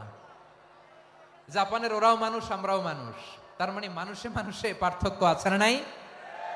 আচ্ছা, জাপানের 2টা উদাহরণ দিলাম, এবার আমার দেশের 2টা উদাহরণ দিব না? বাংলাদেশের 2টা উদাহরণ দিই। 1 নম্বর উদাহরণ, গত সপ্তাহে আপনারা জানেন কক্সবাজার আমার একটা প্রোগ্রাম ছিল, তো হেলিকপ্টারে গিয়েছিলাম। ফেনী জেলা যখন পার হচ্ছি, আমি দেখলাম 3টা উইন্ডমিল। উইন্ডমিল চিনেন তো? বিশাল পিলার, 3টা-4টা পাখা থাকে। বায়ু বিদ্যুৎ কেন্দ্র, বাংলাদেশের প্রথম বায়ু বিদ্যুৎ কেন্দ্র এটা। মুহুরী প্রজেক্ট বলে ওটার, সম্ভবত মুহুরী প্রজেক্ট। তো সাগরের বাতাসের ঝাপটায় এটা ঘুরে এনার্জি হয়, ইলেকট্রিসিটি উৎপাদন হয়। তো আমি পাইলটকে বললাম, ভাই এগুলো থেকে কেমন ইলেকট্রিসিটি উৎপাদন হয়? কয় হুজুর একটুও হয় না, কিছুই হয় না। কিছুই হয় না মানে? বলে হুজুর বাংলাদেশে যত উইন্ড মিল আছে এটার পাখা একটাও ঘুরে না। আল্লাহ, বলেন কি? তাহলে এই যে কোটি কোটি টাকা ব্যয় করে যে উইন্ড মিল, কয় হুজুর ভিতরে ফিটফাট, উপরে ফিটফাট, ভিতরে সদরঘাট। তার মানে কোটি কোটি টাকা দিয়ে এই উইন্ড মিল বানায়, এখানে কিছু নাই। দুর্নীতির আড্ডাখানা, আখড়াখানা বাংলাদেশ, ঠিক কিনা বলেন? আয় রে, জাপানিজরাও মানুষ, আমরাও মানুষ। আমার এক নিকটাত্মীয় সরকারি চাকরিজীবী, উনি আমাকে বললেন, বাংলাদেশের আরেকটা উদাহরণ দেখি। উনি আমাকে বললেন যে প্রতি বছর আমাদের অফিসের ফার্নিচার চেঞ্জ করে। আমি বললাম প্রতি বছর ফার্নিচার চেঞ্জ করে কেন? বলে যে ফার্নিচার নতুন পারচেজ করলেই তো ওইখানে টাকা, নতুন কিনতে পারলেই টাকা, নতুন উন্নয়নের সবক শোনাতে পারলেই টাকা। প্রথম আলোর রিপোর্ট, কি আলো? প্রথম আলোর রিপোর্ট, গত 15 বছরে উন্নয়নের নামে লুটপাট হয়েছে প্রায় 3.25 লাখ কোটি টাকা। কার রিপোর্ট? আমাদের বানানো কথা। প্রথম আলোর রিপোর্ট। গত 15 বছরে কারা ছিল জানেন তো? হ্যাঁ, শুধু ওনাদেরকেই দোষ দিয়ে লাভ নাই। স্বাধীনতার পর থেকে শুধু শাসকের হাত বদল হয়েছে, আমরা কিছু পাই নাই, ঠিক কিনা বলেন? শুধু ওনাদের দোষ দিয়ে কি লাভ? একদল খাইছে, আরেক দল খাওয়ার জন্য রেডি হয়ে আছে। আমরা এরকম চাই না। আমরা চাই স্বাধীন সার্বভৌম বাংলাদেশ। আমরা চাই দুর্নীতিমুক্ত বাংলাদেশ। আমি নিউজটা যে কতবার বললাম, এটা কি সম্ভব? 3.25 লাখ কোটি টাকা লুটপাট, মানে লুটপাট করতে করতে এদেশের জনগণকে ফুটপাতে বসায় দিচ্ছে। প্রিয় ভাইয়েরা, তাহলে জাপানের মানুষও মানুষ, আমরাও মানুষ। সিদ্ধান্ত আপনার, কোন মানুষ হবেন, ভালো মানুষ না খারাপ মানুষ? আজকের আলোচনার বিষয় হচ্ছে মানব সম্পদের উন্নয়ন, human resource development. It's a process to increase the capacity of knowledge, skill, capacity of the people of a country. একটা দেশের মানুষের জ্ঞান, তাদের দক্ষতা কি করে বাড়ানো যায়, বাড়িয়ে দেশের উন্নয়ন করানো যায়, এটাই হচ্ছে মানব সম্পদ উন্নয়নের মূল কথা। তাহলে মানব সম্পদ হচ্ছে একটা দেশের সবচাইতে শক্তিশালী পুঁজি। প্রাকৃতিক সম্পদ, খনিজ সম্পদের চেয়েও দামি হচ্ছে মানব সম্পদ। আমার প্রিয় যশোর, প্রাকৃতিক সম্পদ, খনিজ সম্পদের চেয়ে দামি সম্পদ কি সম্পদ? আল্লাহ তাআলা দয়া করে আমাদেরকে এই মানব সম্পদ দিয়েছেন। আসুন আমাদের এই মানুষগুলোকে আমরা সোনার মানুষ বানাই। রাজি আছেন তো সবাই? রাজি আছেন? মানুষ পারে না এমন কোনো কিছু নাই, চাইলে সব পারে। এজন্য মানুষকে তারবিয়া দিতে হবে, যথাযথভাবে তাদেরকে গড়তে হবে। আসুন আমরা সিরাতের আয়নায় বিশ্বনবীর জীবনী থেকে দেখি তিনি কিভাবে হিউম্যান রিসোর্সকে ম্যানেজ করতেন। যদি আপনাদের সময় হয়, দু একটা উদাহরণ দিয়ে আজকে আমি আমার আলোচনার বিদায় নিব। হবে? সময় হবে কয়েক মিনিট? হ্যাঁ, শান্ত থাকবেন তো? শান্ত থাকবা? হ্যাঁ, ঠিক আছে। এই ধাক্কার মধ্যে ঢুকছে, এবার মজা বুঝতেছো তো? হ্যাঁ, মানা করছিলাম না? ঠিক আছে, টের পাও। হ্যাঁ, ঠিক আছে। যে আওয়াজ করবে আমি ওকে দেখতেছি, কে কে আওয়াজ করে দেখতেছি। শেষ কথা, শেষের দিকে চলে আসছি। বিষ্ণু ইসলাম কিভাবে হিউম্যান রিসোর্সকে ম্যানেজ করতেন, মজার কথা আছে কয়েকটা, বলে বিদায় নিব। বিশ্বনবী কিভাবে এই মানব সম্পদকে ম্যানেজ করতেন। বিশ্বনবী, he was a very good talent hunter, চৌকস ট্যালেন্ট হান্টার ছিল। কার মধ্যে কি ট্যালেন্ট আছে দেখলেই বুঝে ফেলতেন। সুবহানাল্লাহ পড়বেন না? কি নবী আমরা পেয়েছি! He was a very good talent hunter. আমার নবী, তিনি চৌকস ট্যালেন্ট হান্টার ছিলেন। কার মধ্যে কি প্রতিভা বের করতেন, ওই প্রতিভাকে ইসলামের কল্যাণে কাজে লাগাতেন। সুবহানাল্লাহ বলেন। যাকে যেই জায়গায় সেট করলে ভালো হবে তাকে ওই জায়গায় সেট করতেন। কয়েকজন সাহাবীর জীবনী শোনাই। আবু মাহজুরা রাদিয়াল্লাহু তাআলা আনহু, মক্কার মুয়াজ্জিন, আগে ছিল মুশরিক, পরে হয়েছে মুমিন। উনি কিভাবে মুমিন হইলেন এই ঘটনাটা একটু আপনাদের শোনাতে চাই। তো আপনাদের তো সময় নাই হাতে। হ্যাঁ, সময় আছে? এই যে এই জেনজি শেষ করে দিল আজকের প্রোগ্রামটা। 1 ঘন্টা ধাক্কা ধাক্কি করে কেমনে দাঁড়ায় আছে আমি বুঝলাম না।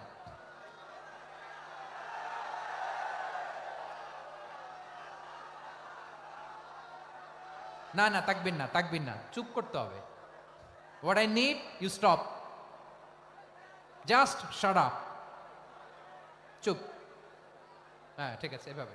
আবু মাহজুরা রাদিয়াল্লাহু তাআলা আনহু কিভাবে মুসলিম হলেন আওয়াজ করে শুনেন।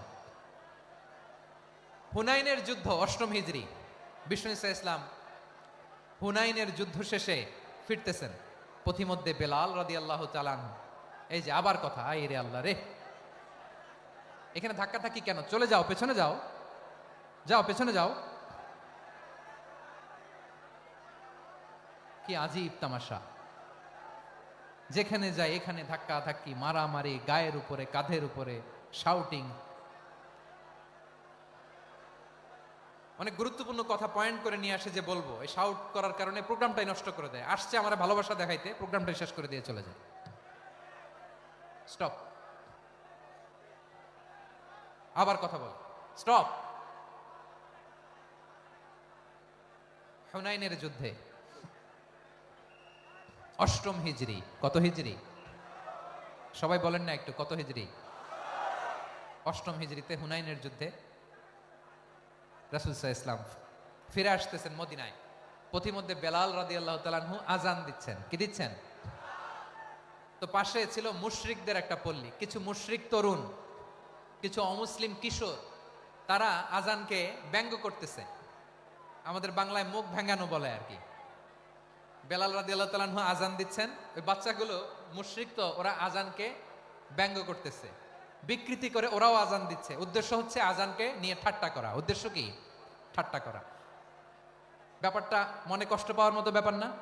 কিন্তু বিশ্বনবী ওইখানে দেখেন কি খুঁজলেন।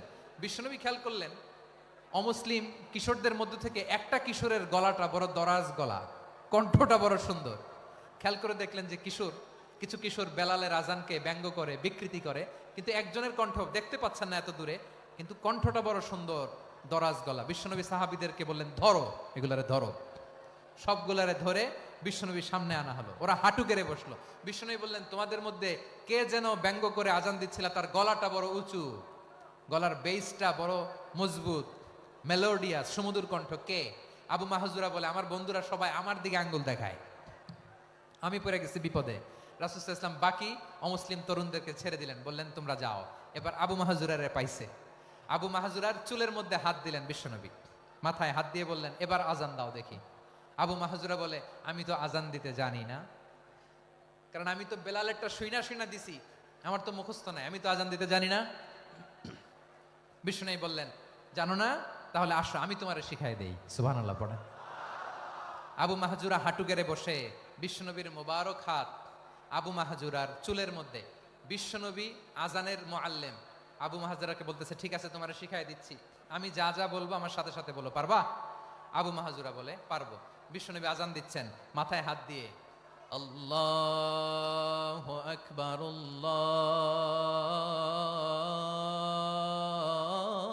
আল্লাহু আকবার। আবু মাহজুরা এই বাক্যটা পড়লেন। বিশ্বনবী দ্বিতীয় বাক্য পড়তে আরম্ভ করলেন, আল্লাহু আকবার,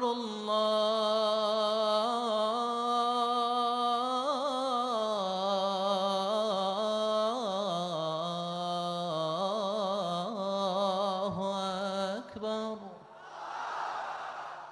আবু মাহজুরা এই বাক্যটা বললেন। বিশ্বনবী আবু মাহজুরার মাথার মধ্যে হাত দিয়ে তৃতীয় বাক্য পড়লেন,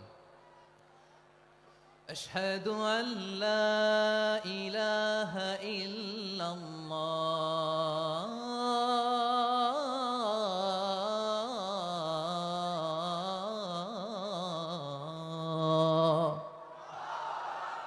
আবু মাহজুরা তৃতীয় বাক্য পড়লেন। বিশ্বনবী একটা বাক্য পরে আবু মাহজুরা পরে, বিশ্বনবী পরে আবু মাহজুরা পরে। আবু মাহজুরা কিন্তু অমুসলিম, মুশরিক। আবু মাহজুরা বলে, এক একটা বাক্য পড়ি আমার কলিজাটা গলে ঠান্ডা হয়ে যায়। এতদিন মোহাম্মদকে গালি দিতাম, এখন মোহাম্মদ আমার মাথায় যখন হাত রাখছে আমার সারা শরীর ঠান্ডা হয়ে গেছে। বিশ্বনবী আজান শিখাচ্ছেন, একটা একটা বাক্য পড়ে আবু মাহজুরাও পড়ে, বিশ্বনবী পড়ে, আবু মাহজুরাও পড়ে। পুরো বাক্যগুলো যখন শেষ, আজান শেষ, আবু মাহজুরাও যখন পুরো আজান পড়লেন, আবু মাহজুরা বললেন, এতদিন মোহাম্মদের চেহারা দেখলে আমার ঘৃণা লাগতো, আজ থেকে মোহাম্মদের চেহারার চেয়ে প্রিয় চেহারা আমার কাছে নাই। আবু মাহজুরা বললেন, ও মুহাম্মদ, আজানের বাক্য তো আপনি আমারে শেখালেন, এখানেই শেষ করবেন না, আপনি আমারে পড়ায় দেন, লা ইলাহা ইল্লাল্লাহু মুহাম্মাদুর রাসূলুল্লাহ সাল্লাল্লাহু আলাইহি ওয়াসাল্লাম। বিশ্বনবীর সাথে দাঁড়িয়ে উনি শাহাদা পড়ে মুসলমান হয়ে গেলেন। এবার আবু মাহজুরা বলে, ইয়া রাসূলুল্লাহ, ইয়া হাবিবাল্লাহ, আমি মুমিন হয়েছি, মুসলমান হয়েছি, আপনার কাছ থেকে আজান শিখার সৌভাগ্য আমি লাভ করেছি গো নবী। আমার কণ্ঠের বড় তারিফ করেছেন আপনি, আমার আজানকে আপনি পছন্দ করেছেন। একটা জিনিস আপনার কাছে চাই, আপনি আমাকে মক্কার মসজিদুল হারামের মুয়াজ্জিন হিসেবে অ্যাপয়েন্ট করে দেন। বিষ্ণু ইসা ইসলাম বললেন, যাও আবু মাহজুরা, আমি তোমাকে পৃথিবীর শ্রেষ্ঠতম মসজিদ মক্কার মসজিদুল হারামের মুয়াজ্জিন হিসেবে অ্যাপয়েন্ট করে দিলাম। দেখছেন কিভাবে ট্যালেন্ট হান্টিং করতে হয়, কিভাবে হিউম্যান রিসোর্স মানব সম্পদকে ব্যবহার করতে হয়। আসছিল আজানকে ভেঙাইতে, আসছিল কেন? আজানকে ব্যঙ্গ করার জন্য, বিকৃত করার জন্য। আজানকে বিকৃত করতে যে ইসলামের সবচেয়ে শ্রেষ্ঠ মসজিদের মুয়াজ্জিন হয়ে গেল। পড়েন সুবহানাল্লাহ। হযরত আবু মাহজুরা রাদিয়াল্লাহু তাআলা আনহু ওনার এই সুললিত কণ্ঠ ব্যবহার করে মসজিদুল হারামে এত সুন্দর করে আল্লাহু আকবার বলে আজান দিতেন। মানুষগুলোর, মুসল্লিগুলোর, মক্কাবাসীর হৃদয়কে তিনি বিগলিত করে দিতেন। মানুষের হৃদয়কে ঠান্ডা হয়ে যেত। শুধু এখানেই শেষ না আমার যশোরের ভাইয়েরা। বিশ্বনবী যখন সাইয়েদনা আবু মাহজুরা রাদিয়াল্লাহু তাআলা আনহুকে আজান শিখাচ্ছিলেন, বলেন তো বিশ্বনবীর হাতটা কোথায় ছিল? আবু মাহজুরার মাথার সামনে, এই চুলের উপরে ছিল। আবু মাহজুরা ওই স্মৃতিটাকে ধারণ করবার জন্য, ওই স্মৃতিকে বহন করার জন্য বিশ্বনবীর মোবারক হাত আবু মাহজুরার কপালের চুলের যেই জায়গায় লেগেছে, মৃত্যুর আগের দিন পর্যন্ত আবু মাহজুরা মাথার ওই চুলে কোনোদিন ছুরি আর কামার লাগায় নাই, সেখানে কেচি লাগায় নাই, চুলের মধ্যে খুর লাগায় নাই। আবু মাহজুরা ডান দিকের চুল কাটতো, বাম দিকের চুল কাটতো, পেছনের চুল কাটতো, সামনের চুল কাটতো না। আবু মাহজুরা রাদিয়াল্লাহু তাআলা আনহুর সামনের চুলগুলো বড় হতে হতে যখন এত বড় হয়ে যায়, তিনি চুলগুলো পেঁচিয়ে মাথার মধ্যে রাখতেন। তারপরে তিনি পাগড়ি পরতেন। সবাই জিজ্ঞেস করতো, আবু মাহজুরা, এটা আবার কেমন স্টাইল? দেখতে তোমার কি বিদঘুটে লাগে? কেমন অড লাগে? কেমন খারাপ দেখা যায়? মক্কায় এমন কোন মানুষ তো দেখি নাই, ডানে চুল কাটে, বায়ে চুল কাটে, পেছনে চুল কাটে, সামনে কাটে না। ওরে আবু মাহজুরা, কেমন দেখা যায় তোমারে? তুমি সামনের চুল কাটো না কেন? আবু মাহজুরা বলে, আমি হাঁটু গেড়ে পেয়ারা নবীর সামনে বসেছিলাম, আমার এই মাথার চুলের মধ্যে মুবারক হাত লাগিয়ে বিশ্বনবী নিজে আমাকে আজানের প্রতিটা বাক্য শিক্ষা দিয়েছেন। বিশ্বনবীর মুবারক হাত, পবিত্র হাত আমার মাথার চুলের যে জায়গায় লেগেছে, আমি চাই ওই চুলগুলা নিয়ে আমি আমার কবরের ভিতরে যাব। সাইয়েদনা আবু মাহজুরা রাদিয়াল্লাহু তাআলা আনহু ইন্তেকালের আগের পর্যন্ত মাথার সামনের চুলগুলা কাটে নাই। মাথার সামনের চুল তিনি কাটেন নাই। সুবহানাল্লাহ বিহামদি। কেমন ভালোবাসতেন বিশ্বনবী সাহাবীদেরকে, সাহাবারা কেমন ভালোবাসতেন বিশ্বনবীকে। সামনের চুলগুলো বড় হতে হতে এত বড় ছিল, পেঁচিয়ে রেখে পাগড়ি পরতেন, কাটতেন না। নবীর হাত লেগেছিল। সুবহানাল্লাহ পড়েন। তাহলে what is the lesson? Moral of the story কি? মোরাল অফ দ্য স্টোরি হচ্ছে, আসছিল আজানকে ব্যঙ্গ করার জন্য, বিকৃত করার জন্য, হয়ে গেল মসজিদুল হারামের মুয়াজ্জিন। দেখেন বিশ্বনবী একটা খারাপ সিচুয়েশনের মধ্যে থেকে কি ভালো জিনিস বের করে আনলেন। আমি যে শুরুতে বলেছি কিভাবে তিনি হিউম্যান রিসোর্সকে ডেভেলপ করেছেন, ম্যানেজ করেছেন। তিনি যে চৌকস ট্যালেন্ট হান্টার ছিল, দেখেন সবার মধ্যে থেকে এরে বাছাই করে মুয়াজ্জিন বানাই দিয়েছেন। সুবহানাল্লাহ পড়েন। তার মানে এই না সবাইরে ধরে ধরে উনি মুয়াজ্জিন বানাইছেন। যার যেই ট্যালেন্ট আছে তাকে ওই কাজে অ্যাসাইন করেছেন। যার যেই প্রতিভা আছে তার প্রতিভাকে ইসলামের কাজে লাগিয়েছেন। সুবহানাল্লাহ পড়েন। যায়েদ বিন সাবিত রাদিয়াল্লাহু তাআলা আনহু নাম শুনেছেন? যশোর কথা বেরোয় না। যদি জিজ্ঞাসা সালমান খানের নাম শুনছেন, সবাই হাত তুলবে, জি হুজুর শুনছি, মানে সব দেখা শেষ। সালমান খান, আমির খান, অমুক খান, সব খান মুখস্থ, কিন্তু যায়েদ বিন সাবিতের নাম মুখস্থ নাই মুসলমানদের। যেই সাহাবী মাথার সামনের চুল কাটে নাই, মসজিদুল হারামের মুয়াজ্জিন বানাইছেন বিশ্বনবী, ওই সাহাবীর নাম কি? খায়া ফেলাইছে, স্লোগানের সাথে খায়া ফেলাইছে। আবু মাহজুরা। কি নাম? আবু মাহজুরা আল জুমাহি রাদিয়াল্লাহু তাআলা আনহু। এই নামটা আজকে নিয়ে যাইতে হবে যশোর। আবু মাহজুরা রাদিয়াল্লাহু তাআলা আনহু। 2 নম্বরে বলছিলাম যায়েদ বিন সাবিত রাদিয়াল্লাহু তাআলা আনহু। বিশ্বনবী দেখলেন মদিনার এই আনসারী সাহাবী হাইলি ট্যালেন্টেড, ইন্টেলেকচুয়াল, মেরিটোরিয়াস, জ্ঞানের প্রতি তার আকর্ষণ, মারাত্মক আকর্ষণ। বিশ্বনবী তাকে দায়িত্ব দিলেন, কোরআন যা নাজিল হয় তুমি লিখো, কাতিবুল ওয়াহি বানায় দিলেন। সুবহানাল্লাহ। যায়েদ বিন সাবিতরে আবার আজান শিখান নাই, কারণ তার মধ্যে বিশ্বনবী প্রতিভা দেখেছেন, একাডেমিক প্রতিভা। বিশ্বনবীর একাডেমিক প্রজেক্টগুলো তিনি হ্যান্ডেল করতেন। যায়েদ বিন সাবিত ছিল বিশ্বনবীর ব্যক্তিগত সচিব। কি ছিল? ব্যক্তিগত সচিব। বোঝেন নাই? বিশ্বনবীর ব্যক্তিগত সচিব এবং দোভাষী। ইহুদিরা কিছু লিখে দিলে এটার অর্থ বিশ্বনবীরে বুঝায় দিতেন, আবার ইহুদিদের কাছে কিছু লিখতে হলে তিনি লিখে দিতেন। বিশ্বনবী একদিন বললেন, ইন্নী ওয়াল্লাহি মা আমানু ইয়াহুদা আলা কিতাব। ইহুদিরা যে চিঠি পাঠায় অর্থ তো বুঝি না, আরেক ইহুদি আইনে অর্থ করা লাগে। আবার ইহুদিদের কাছে কিছু লিখে পাঠাইতে চাইলে আমরা তো লিখতে পারি না, ইহুদিরে দিয়ে লেখা লাগে। ওরা যে পয়রা শোনায় লিখে দেয়, আমি ওদের বিশ্বাস করি না। আমার নিজের একজন লোক দরকার। বিশ্বনবী এই যায়েদ বিন সাবিতকে চুজ করলেন ল্যাঙ্গুয়েজের জন্য। উনি বললেন, যায়েদ, তোমার সফট স্কিলকে ডেভেলপ করতে হবে, তুমি হিব্রু ল্যাঙ্গুয়েজ শিখে ফেলো। যায়েদ বিন সাবিত বলল, বিশ্বনবীর মোটিভেশন আর ইন্সপিরেশন পেয়ে আমি 15 দিনে ইহুদিদের এই হিব্রু ল্যাঙ্গুয়েজ শিখে ফেললাম। শুধু শিখে ফেললাম না, হাত্তা হাদিকতু, even I became master in the language. এই ভাষা আমি পারদর্শী হয়ে গেলাম।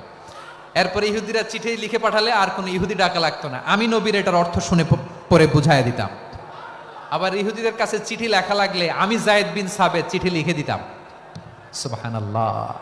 দেখেন, এত সাহাবীর মধ্য থেকে বিশ্বনবীর একাডেমিক প্রজেক্ট, ব্যক্তিগত সচিব, দোভাষী হিসেবে তিনি যায়েদ বিন সাবিতের মতো তরুণকে নির্বাচিত করেছেন। কেমন ট্যালেন্ট হান্টার ছিল আমার নবী। সুবহানাল্লাহ পড়বেন না? বিশ্বনবীর ইন্তেকালের পরে সাইয়েদনা আবু বকর রাদিয়াল্লাহু তাআলা আনহু যখন খলিফা হয়ে আসলেন, কোরআনকে সংকলনের দায়িত্ব দেয়া লাগবে, কোন সাহাবীকে দিবেন? সব সাহাবারা মিলে পরামর্শ করলেন।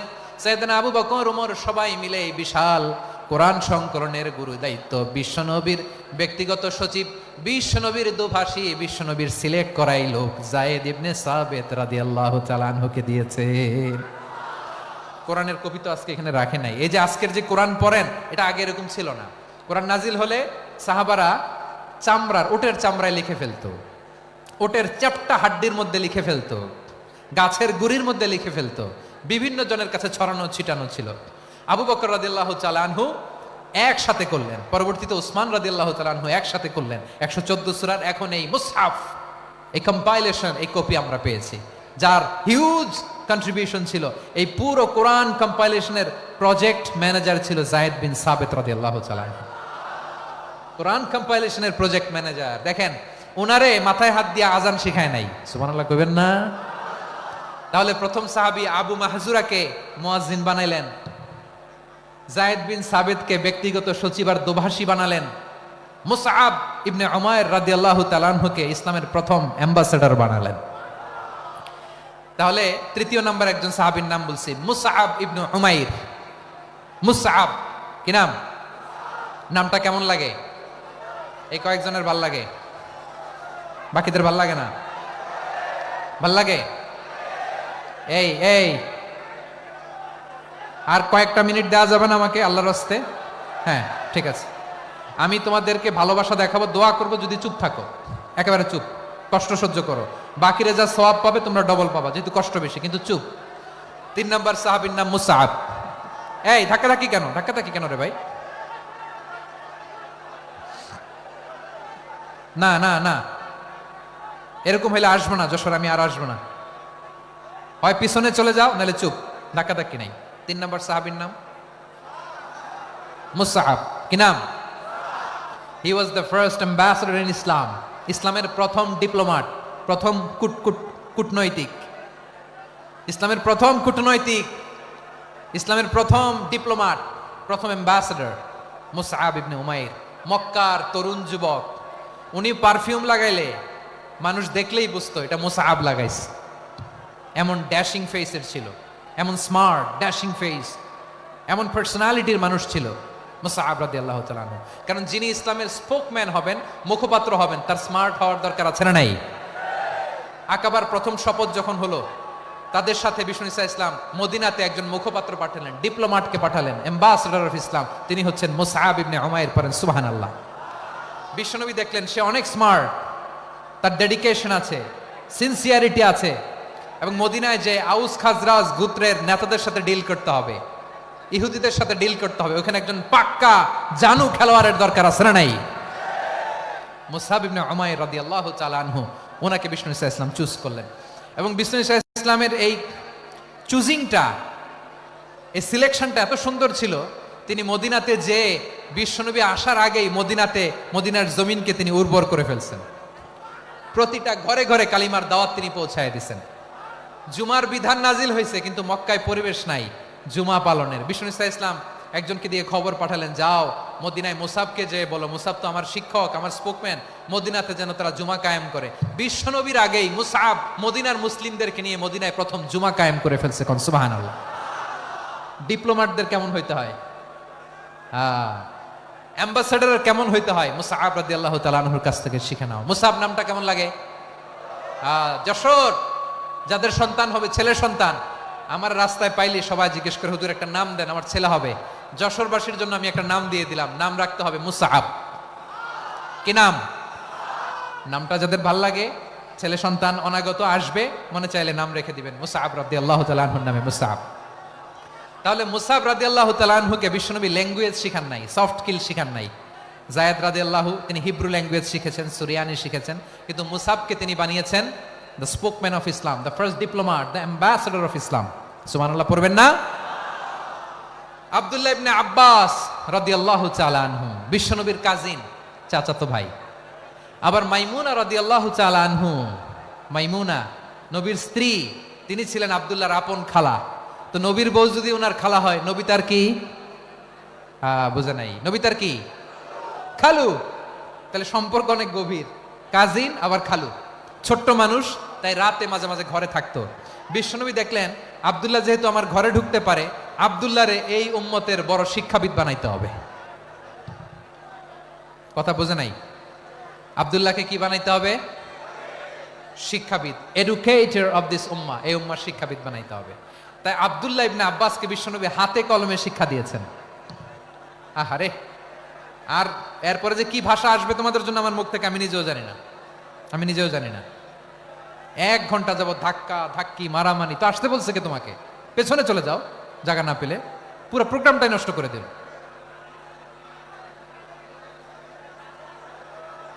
জি, আমার দিকে তাকান, আমি শেষ করে দিচ্ছি। হবে না, ইন্টেলেকচুয়াল আলোচনা এখানে হবে না, আমি বুঝতে পারছি, আমি শেষ করে দিচ্ছি।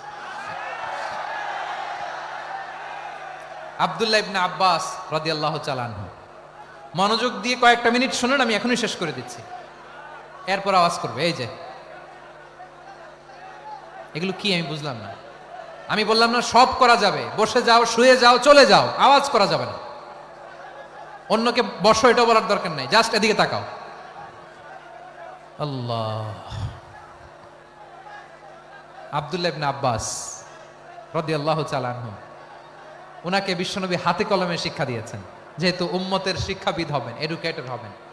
তো বিশ্বনবী রাতে যখন তাহাজ্জুদ পড়তেন, ছোট্ট আব্দুল্লাহ ঘরে থাকতো। বুঝতে পেরেছেন? ছোট্ট মানুষ তো ঘরে থাকতো। তো বিশ্বনবী তাহাজ্জুদের জন্য একবার দাঁড়িয়েছেন, ছোট্ট আব্দুল্লাহ ওযু করে দাঁড়াইছে। আচ্ছা বলেন তো, ইমাম আর মুসল্লি মোট যদি 2 জন হয়, একজন ইমাম একজন মুসল্লি, তো মুসল্লি ইমামের কোন দিকে দাঁড়াবে? ডানে দাঁড়াবে। ছোট্ট আব্দুল্লাহ বোঝে নাই, বিশ্বনবী তাহাজ্জুদ শুরু করেছেন, উনি একতেদা করছেন আর দাঁড়াইছেন বায়ে। কোথায় দাঁড়িয়েছেন? আব্দুল্লাহ বলেন, যখন আমি বায়ে দাঁড়ালাম, আখাযা রাসূলুল্লাহ সাল্লাল্লাহু আলাইহি ওয়াসাল্লাম উযুনি আল ইউমনা ইয়াফতিলুহা, বিশ্বনবী নামাজরত অবস্থায় আমার কান ধরে টেনে আমার ডান দিকে এনে দাঁড় করায় দিলেন। পড়েন সুবহানাল্লাহ। দেখেন, হাতে কলমে শিক্ষা। আর জীবনে ভুল হবে? কথা কয় না, আর ভুল হবে? আর ভুল হবে না। এভাবে বিশ্বনবীর অনেক সঙ্গ পেয়েছেন, সফর করেছেন, একই বাহনে বসেছেন, এক বাহনে বসে লম্বা নসিহত করেছেন, বলেছেন, ইয়া গোলাম ইহফাজিল্লাহ ইয়াহফাজকা, ইহফাজিল্লাহ তাজিদহু তুজাহাক, ইযা সাআলতা ফাসআলিল্লাহ ওয়া ইযা ইসতাআনতা ফাসতাইন বিল্লাহ। আল্লাহর বিধান মানো, আল্লাহর বিধান রক্ষা করো, আল্লাহ তোমায় রক্ষা করবে। আব্দুল্লাহ, চাইতে হলে আল্লাহর কাছে চাও, সাহায্য চাইতে হলে আল্লাহর কাছে সাহায্য চাও। মনে রাখো, গোটা বিশ্বের সবাই যদি তোমার সাহায্য করতে চায় ততটুকুই করতে পারবে যতটুকু আল্লাহ তোমার নসিবে রেখেছে। গোটা বিশ্ব যদি তোমার বিরুদ্ধে ষড়যন্ত্রে দাঁড়িয়ে যায়, ক্ষতি ততটুকু করতে পারবে যতটুকু তোমার জন্য বরাদ্দ আছে, এর বাইরে কিছু করতে পারবে না। আওয়াজ করে বলেন ঠিক কিনা? এভাবে হাতে কলমে শিখিয়েছেন, বিশ্বনবীর সঙ্গ পেয়েছেন। উনাকে বিষ্ণু ইসলাম শিক্ষাবিদ, এডুকেটর অফ দিস উম্মাহ হিসেবে সিলেক্ট করেছেন, হাতে কলমে শিখিয়েছেন। বিশ্বনবী একবার প্রকৃতির ডাকে সাড়া দিয়ে এসেছেন। এখন কি করতে হবে? নামাজের জন্য অজু করতে হবে। বিশ্বনবী এসেই দেখেন অজুর বদনায় পানি ভরা, খুশি হয়ে গেলেন। বললেন, কে রেখেছে পানি? একজন বলল, আব্দুল্লাহ রেখেছে। বিশ্বনবী অত্যন্ত খুশি হলেন, খুশি হয়ে একটা দোয়া করলেন, বললেন, আল্লাহুম্মা ফাক্কিহু ফিদ্দীন ওয়া আল্লিমহু তা'ওয়ীল। আল্লাহ, তুমি আব্দুল্লাহকে দ্বীনের বুঝ দিও আর কোরআনের তাফসীর শিক্ষা দিও।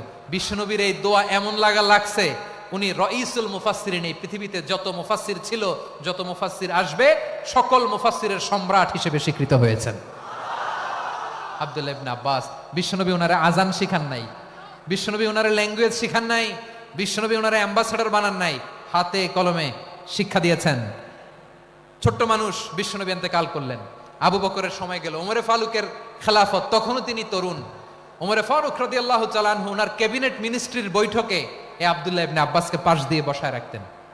বয়স্ক সাহাবারা এটা পছন্দ করতো না। তারা বলতো, ঘটনা কি? আব্দুল্লাহর মতো ছেলে নাতি আমাদের আছে, এরা কেন রাখে ওমরে ফারুক? ওমরে ফারুক এটা টের পেলেন। তিনি বুঝতে পারলেন যে ক্যাবিনেট মেম্বাররা এটা পছন্দ করে না, ছোট্ট আব্দুল্লাহরা কেন রাখি, কেন যে রাখি, এটা একদিন বুঝাবো। একদিন মিটিংয়ে তিনি সবাইকে বললেন, ইদা জাআ নাসরুল্লাহি ওয়াল ফাতহ। এই আয়াত দ্বারা উদ্দেশ্য কি বলেন তো মুরব্বী সাহাবীরা? এক সাহাবী বলেন, এই সূরা দ্বারা উদ্দেশ্য, আল্লাহ বলেছেন আমাদেরকে বিভিন্ন ল্যান্ড, বিভিন্ন এলাকা বিজয় করতে হবে। ওমরে ফারুক বললেন, না, হয়নি। আরেকজন বললেন, বিজয় হওয়ার পর আমাদের বেশি বেশি আল্লাহর বরত্বের ঘোষণা দিতে হবে, এটা উদ্দেশ্য।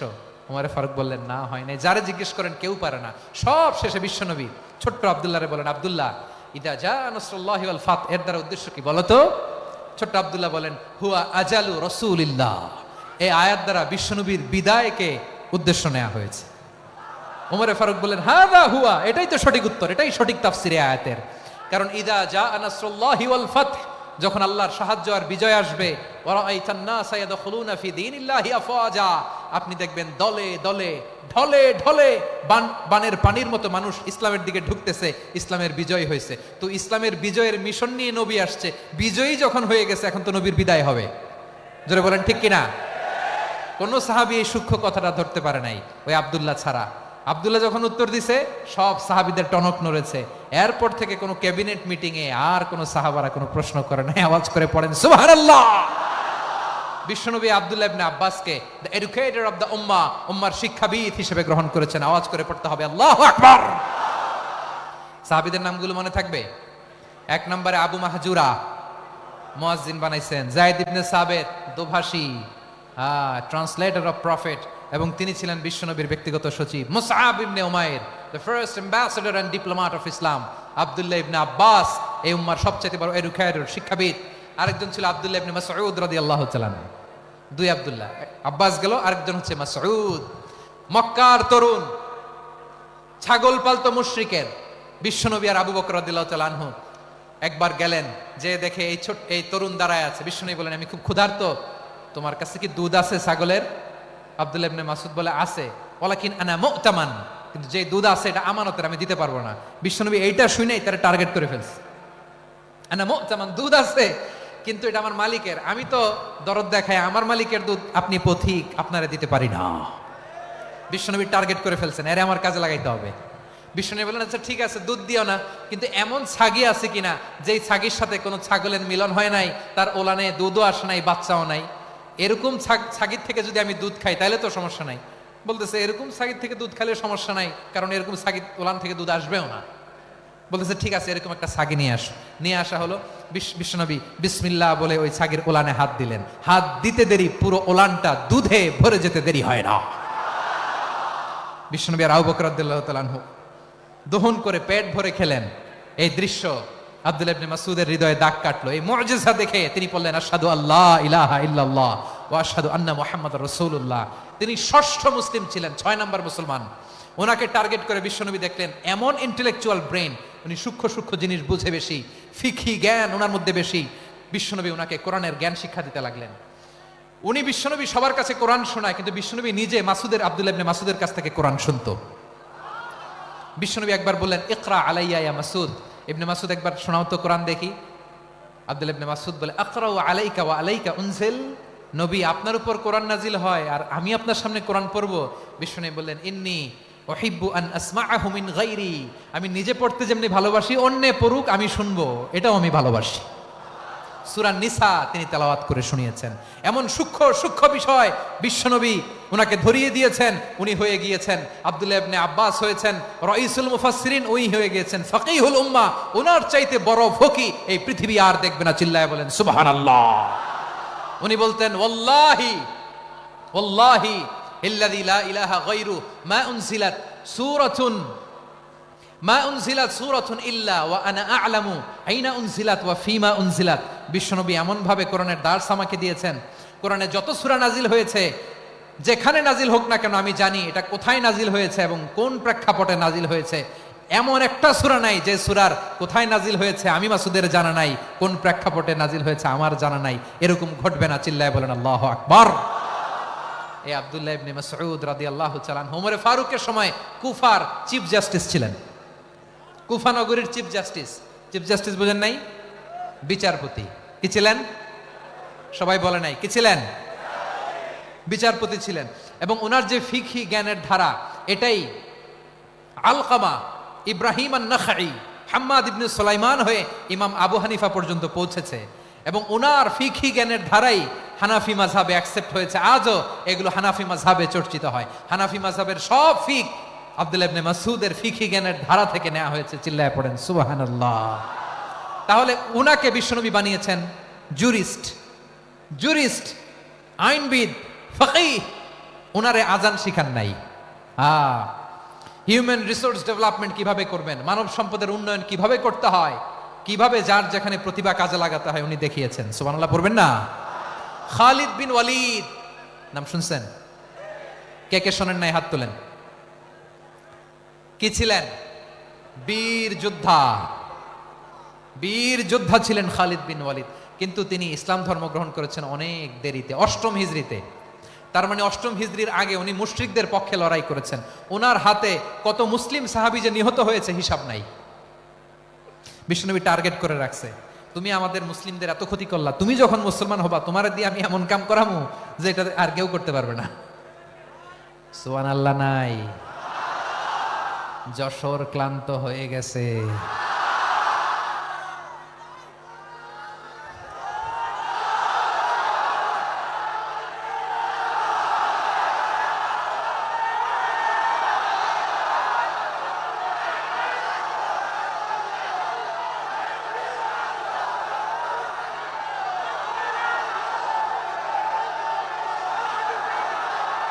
মাশাআল্লাহ। বসুন। খালিদ বিন ওয়ালিদ রাদিয়াল্লাহু তাআলা আনহু 8ম হিজরিতে মুসলিম হয়েছেন, মক্কা বিজয়ের আগে। তো মক্কা বিজয়ের আগে যখন মুসলিম হয়েছেন, এর আগে কি করছেন? কাফিরদের সাথে যুদ্ধ করেছেন। উনি উহুদের যুদ্ধে মুসলমানদের যে পরাজয় ভাব, কঠিন পরিস্থিতির মুখোমুখি উনার কারণে পিছন থেকে এমন আতর্কিত আক্রমণ করেছেন, মুসলমানদেরকে কচুকাটা করেছেন। 8ম হিজরিতে আল্লাহ তাআলা হেদায়েতের নূর দিয়ে ওনার হৃদয়টাকে উজালা করে দিলেন। লা ইলাহা এটা এমন বাণী যার হৃদয়ে একবার টাচ খাবে, এইটা থেকে সে আর পালিয়ে বেড়াতে পারে। ঝিনুকের ভেতর লুকিয়ে থাকে যেমন মতি, ঝিনুকের ভেতর লুকিয়ে থাকে যেমন মতি, কলমা শাহাদাতে আছে আল্লাহর জ্যোতি, কলমা শাহাদাতে আছে আল্লাহর জ্যোতি। ঠিক কিনা বলেন? মক্কা বিজয়ের আগে মুসলিম হলেন, হওয়ার পরেই বিশ্বনবীর টার্গেট ফুলফিল হলো। ওই যে টার্গেট করে রেখেছেন আর দোয়া করেছেন, খালিদ বিন ওয়ালিদ যদি মুসলিম হয় তাকে আমি মিলিটারি চিফ বানাবো। ওনাকে আজান শিখান নাই, ওনারে কান ধইরা নামাজের এই মাথা থেকে ওই মাথা আনান নাই, ফিকহি কোরআনের সূক্ষ্ম তাফসীর ওনারে শিখান নাই, অ্যাম্বাসেডর বানান নাই। বিষ্ণু ইসলাম উনাকে সামরিক অভিযানে প্রেরণ করেছেন। সামরিক অভিযানে তিনি প্রেরণ করেছেন। উনার জীবদ্দশায় উনার নেতৃত্বে যতগুলো যুদ্ধ হয়েছে, একটা যুদ্ধেও তিনি পরাজয় বরণ করেন নাই। ওমরে ফারুকের সময়কালে তিনি চিফ অফ মুসলিম মিলিটারি মানে মুসলিম সেনাপতি হয়েছেন। যশোর আওয়াজ করো, ঠিক কিনা বলো? সেনাপতি, মুসলিম সেনাপতি। তাহলে কিভাবে হিউম্যান রিসোর্স ব্যবহার করতে হয় গোটা বিশ্ব আমার নবীর কাছ থেকে শিখে নাও। খালিদ বিন ওয়ালিদ, ওনাকে বিশ্বনবী একটা উপাধি দিয়েছেন। উপাধিটা হচ্ছে সাইফুল্লাহিল মাসলুল, আল্লাহর নাঙ্গা তরবারি, আল্লাহর খোলা তরবারি, দ্য ওপেন সোর্ড অফ আল্লাহ। খালিদ বিন ওয়ালিদ মুসলিম সেনাপতি। হাসান বিন সাবেত নাম শুনছেন? দেখি উনি কি ছিল বলেন। রাসূলের সভা কবি, কালচারাল হিজিমনিকে ডিফিট করার জন্য। উনি ভালো অস্ত্র চালানো জানতেন না, ওই কাজে উনি যেতেন না। ওনার ছিল কাব্য প্রতিভা। কাব্য প্রতিভা, কাফিররা কবিতা দিয়ে নবীকে গালি দিত। বিশ্বনবী বলতেন, ইয়া হাসান আজিব আন রাসূলিল্লাহ, তুমি নবীর হয়ে কাফেরদের এই কথাগুলোর জবাব দাও। বিশ্বনবীর একটা মিম্বার ছিল। বিশ্বনবীর মিম্বারের পাশাপাশি মসজিদে নববীতে এই হাসান বিন সাবেতের জন্য বিশ্বনবী একটা স্পেশাল মিম্বার বানিয়ে দিয়েছেন।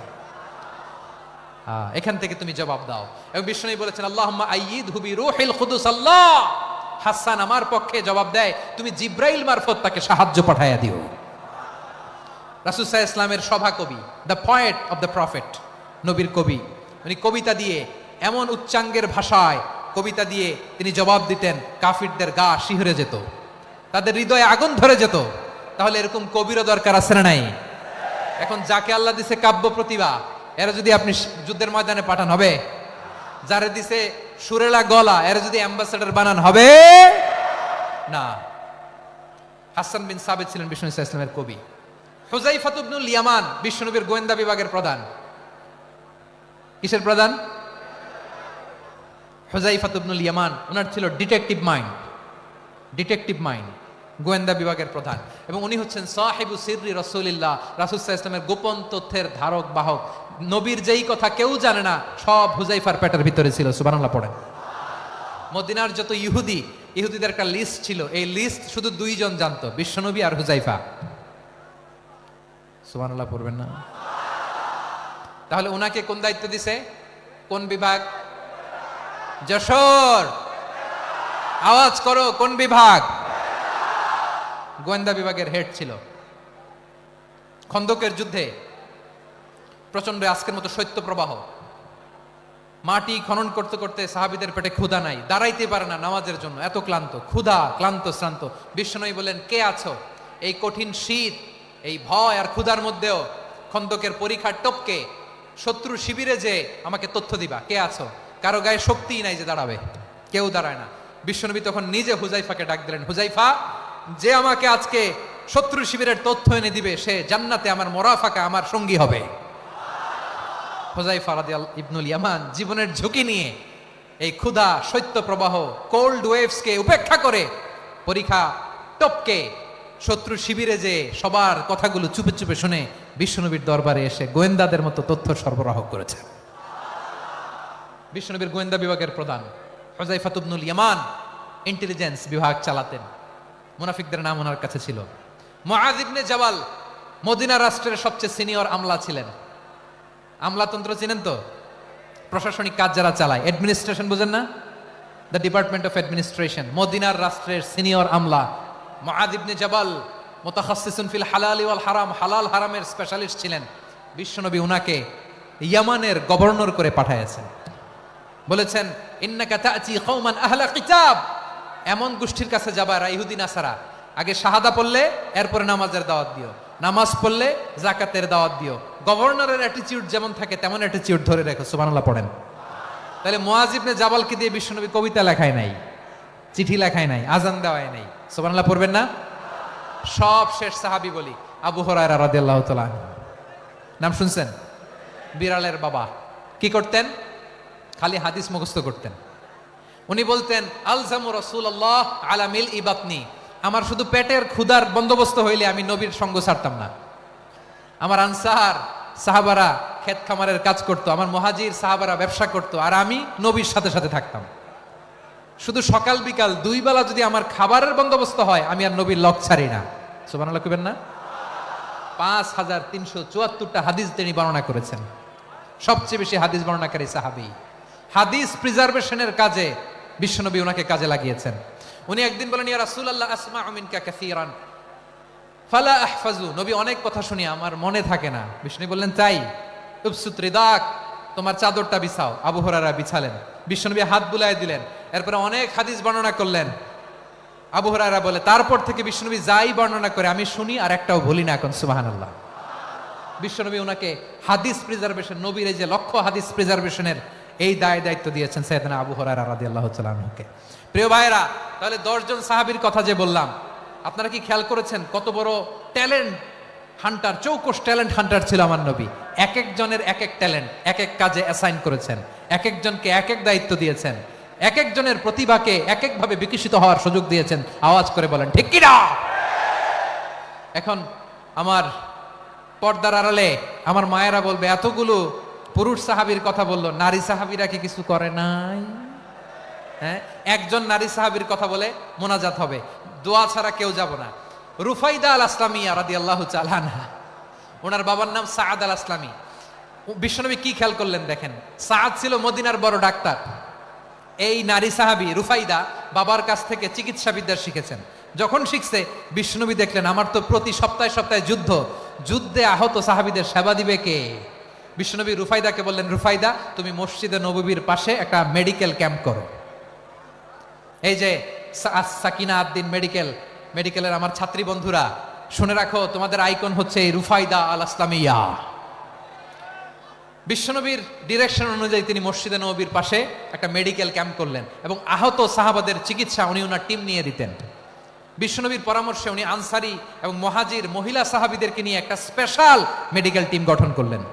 খায়বার যুদ্ধে 7ম হিজরিতে যখন বিশ্বনবী যায়, উনি ওনার টিম নিয়ে আসলেন, বললেন, ইয়া রাসূলুল্লাহ আমরা তো তলোয়ার চালাতে পারি না, আমরা তো তীর মারতে পারি না, আপনি যদি অনুমতি দেন খায়বার অভিযানে আমি আমার টিম নিয়ে মেডিকেল টিমের সেবাটা সার্ভিসটা দিতে চাই। পড়েন সুবহানাল্লাহ। বিশ্বনবী অনুমতি দিলেন, যোদ্ধা সাহাবীদের সাথে রুফাইদা আল আসলামিয়া উনিও মেডিকেল টিম নিয়ে অগ্রসর হলেন। খায়বারের প্রতিটা আহত ইনজুর্ড সাহাবী যারা ইনজুরির শিকার হয়েছেন, সবাই রুফাইদা আল আসলামিয়ার এই মেডিকেল ক্যাম্প থেকে চিকিৎসা সহায়তা পেয়েছেন। সুবহানাল্লাহ পড়েন। দেখেন কিভাবে বিশ্বনবী ট্যালেন্ট বাছাই করতেন। আপনি অবাক হবেন, বাহরাইনের মেডিকেল ইউনিভার্সিটিতে রুফাইদা আল আসলামিয়া মেডিকেল প্রাইজ অ্যাওয়ার্ড প্রতি বছর দেওয়া হয়। যদি আদ্দিনের এই মেডিকেল আমার বোনেরা যদি জেনে থাকো জানো, না হলে নতুন করে জানো, সার্চ দিও, রুফাইদা আল আসলামিয়া মেডিকেল অ্যাওয়ার্ড বাহরাইনের ইউনিভার্সিটিতে দেওয়া হয়। প্রিয় ভাইয়েরা, তাহলে আলোচনার সামারি আমরা করি। বিশ্বনবী যার যেখানে ট্যালেন্ট তাকে ওইখানে কাজে লাগাতেন। আওয়াজ করে বলেন ঠিক কিনা? এবার একটা ইন্টারভিউ হবে, আওয়াজ করে বলেন, আবু মাহজুরাকে বিশ্বনবী কি বানাইছেন? হ্যাঁ, ভুলে গেছেন? সামনের চুলে হাত দিয়ে বিশ্বনবী কি সুন্দর গলায় আজান শিখালেন। মুয়াজ্জিন। যায়েদ বিন সাবিতকে একাডেমিক প্রজেক্টের দায়িত্ব দিয়েছেন, তিনি ছিলেন বিশ্বনবীর দোভাষী ব্যক্তিগত সচিব। Musab ibn Umair, the first ambassador of Islam. Abdullah ibn Abbas, উম্মার বড় শিক্ষাবিদ মুফাসসির। আব্দুল্লাহ ইবনে মাসউদ, আব্দুল্লাহ ইবনে মাসউদ ছিলেন জুরিস্ট। কি ছিলেন? জুরিস্ট ছিলেন, এই উম্মার সবচেয়ে বড় জুরিস্ট। খালিদ বিন ওয়ালিদ, সেনাপ্রধান। হাসান বিন সাবিত, হাসান বিন সাবিত ছিলেন বিশ্বনবীর সভাকবি। কি ছিলেন? বিশ্বনবীর সভাকবি ছিলেন। এরপরে হুযায়ফা ইবনুল ইয়ামান কি ছিলেন? গোয়েন্দা বিভাগের প্রধান। মুআয ইবনে জাবাল কি ছিলেন? সিনিয়র আমলা, ইয়ামানের গভর্নর। আবু হুরায়রা রাদিয়াল্লাহু তাআলা আনহু হাদিস প্রিজার্ভেশনের কাজ করেছেন। আর আমাদের রুফাইদা আল আসলামিয়া রাদিয়াল্লাহু তাআলা আনহা কি ছিলেন? নার্স ছিলেন, নার্স হয়ে মেডিকেল সেবা দিয়েছেন। প্রিয় ভাইরা, পুরো আলোচনার যদি সামারি করি, তাহলে বিশ্বনবী যেভাবে হিউম্যান রিসোর্সকে ম্যানেজ করেছেন, যার যেখানে প্রতিভা কাজে লাগিয়েছেন, আমরাও যদি করি, আমাদের বাংলাদেশের চিত্র আমরা পাল্টে দিতে পারবো। আমরা শুরুতে শুনেছি মানুষের আছে অসীম সম্ভাবনা, প্রতিটা মানুষ অনন্য, যত্ন নিলে, যথাযথ পরিচর্যা করলে মানুষ বিশ্ব জয় করতে পারে। ঠিক কিনা? আমাদের হাফেজে কোরআনের সামনে দাঁড়াতে পারে এমন কোন হাফেজে কোরআন আল্লাহর জমিনে জন্ম হয় নাই। গোটা বিশ্ব কাঁপিয়ে তারা সেরা, আমাদের ক্রিকেটাররা সেরা, আমাদের তৈরি পোশাক শিল্প সেরা, এরকম অনেক অনেক সেরা জিনিস আছে, আমরা এগুলোরে নার্চারিং করতে পারি নাই, পরিচর্যা করতে পারি নাই, সঠিক তারবিয়াতের অভাব। তাহলে মানুষের অসীম সম্ভাবনাকে কাজে লাগাতে হবে, ঠিক কিনা বলেন? ইউনুস গভর্নমেন্টকে আমি বলবো, অল্প সময়ের জন্য আপনারা এসেছেন, সংস্কারও করতে হবে, আবার নির্বাচনও করতে হবে। সব সংস্কার হয়তো করতে পারবেন না, যতটুকু পারবেন এর মধ্যে আমাদের যে হিউজ ম্যান পাওয়ার, আমাদের যে মানব সম্পদ, হিউম্যান রিসোর্স, এটাকে ডেভেলপ করে আপনাদের যেতে হবে। যেটা পারবেন না সেটাকে পরবর্তী নির্বাচিত গভর্নমেন্টের কাছে রেখে যেতে হবে, যে তারা যেন করে, তাদের কাছে আপনারা এটা রেখে যাবেন। তাহলে মানুষ চাইলে বিশ্ব জয় করতে পারে, আর মানুষকে হারাতে পারে কেউ? জোরে বলো যশোর, মানুষকে হারাতে পারে কেউ? আল্লাহ আমাদেরকে জনসংখ্যা দিয়েছেন প্রিয় ভাইয়েরা, এই জনসংখ্যা অনেক বড় সম্পদ, এটা আমাদের জন্য অভিশাপ নয়, আশীর্বাদ। আমাদের জনসংখ্যাকে যদি আমরা জনশক্তিতে রূপান্তর করতে পারি, আজকে বাংলাদেশ যে অবস্থানে দাঁড়িয়ে আছে, বাংলাদেশ তার 20 গুণ উন্নতির শিখরে চলে যাবে। চিল্লায় বলো ঠিক কিনা?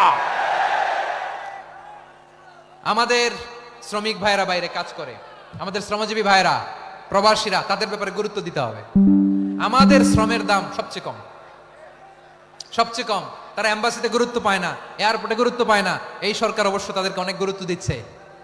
আমাদের অদক্ষ শ্রমিককে যখন আমরা দুবাই পাঠাই, অল্প বেতন পায়, কিন্তু ইন্ডিয়ানরা দক্ষ শ্রমিক পাঠাইলে তার 3 গুণ বেতন পায়। আমরা আমাদের শ্রমিকদেরকে অদক্ষ ভাবে আর পাঠাতে চাই না, দক্ষ শ্রমিক পাঠিয়ে আমরা রেমিটেন্সের বন্যা বইয়ে দেব। আমাদের শ্রমিকদের পাঠানো রেমিটেন্সের টাকায় সচল থাকে আমার দেশের অর্থনীতির চাকা। তাদেরকে সবচেয়ে গুরুত্ব দিতে হবে।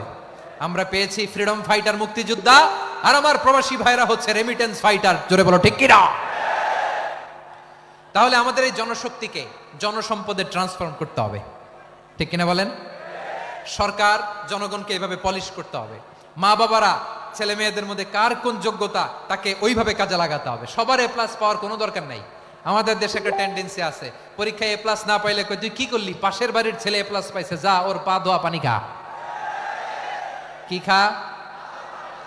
তা আমি ভাবছি যে পা ধোয়া, এ প্লাস পাওয়া ছেলেদের পা ধোয়া পানির একটা পানির ব্র্যান্ড বানাইতে হবে, এরকম লেখা থাকবে এ প্লাস পাওয়া ছেলেদের পা ধোয়া পানি। খাওয়া নাই, এগুলার খাওয়া নাই, ওরে আল্লাহ এ প্লাস পাওয়ার জন্য বানাইছে, আর আপনার ছেলেকে এই এ প্লাস গুলারে নিয়ন্ত্রণ করার জন্য আল্লাহ বানাইছে। ওকে দিয়ে আল্লাহ কি করবে আপনি জানেনই না। একটা এ প্লাস, একটা এ গ্রেড একটা মানুষের জীবনকে ঠিক করে দিতে পারে না। আপনার ছেলেকে আল্লাহ অন্যদিকে যোগ্যতা দিয়েছে, ওদের মনোবল ভাঙবেন না, খবরদার, খবরদার। ছেলে মেয়েদের মনোবল ভাঙবেন না। যাকে দিয়ে যেটা হবে তাকে দিয়ে সেটা করতে হবে, তার প্রতিভাকে সেভাবে কাজে লাগাতে হবে। তাহলে বাংলাদেশ, আমাদের এই জনসংখ্যা জনসম্পদে রূপান্তরিত হবে। আমাদের সরকারের তত্ত্বাবধানে আমাদের 18 কোটি জনগণ দক্ষ জনশক্তিতে রূপান্তরিত হোক, আমরা চাই কি চাই না? আমরা ভালো মানুষ, শ্রেষ্ঠ মানুষ হতে চাই কি চাই না? ওই জাপানিজদের মতো সৎ, ওই ইউরোপিয়ানদের মতো কালচার্ড, আমাদেরকে আল্লাহ তাআলা কোরআন সুন্নাহ অনেক কিছু দিয়েছেন। যেহেতু বর্তমানে আমরা দেখছি তারা সৎ, তাদের মধ্যে ভ্যালু আছে, সেগুলো আমাদের মধ্যে আনার দরকার আছে না নাই? আর ইসলাম দিয়ে আমাদের জীবনকে সাজাতে হবে, ইসলাম দিয়ে আমার পরিবারকে সাজাতে হবে। ইসলাম থেকে, কোরআন থেকে প্রেসক্রিপশন না নিলে জীবন সুন্দর হবে না। কোরআন থেকে প্রেসক্রিপশন না নিলে সমাজ সুন্দর হবে না।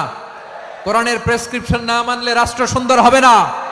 কোরআনের প্রেসক্রিপশন অ্যাপ্লাই না করলে শুধু দুর্নীতি দমন কমিশন দিয়ে দুর্নীতি বন্ধ করা যাবে না।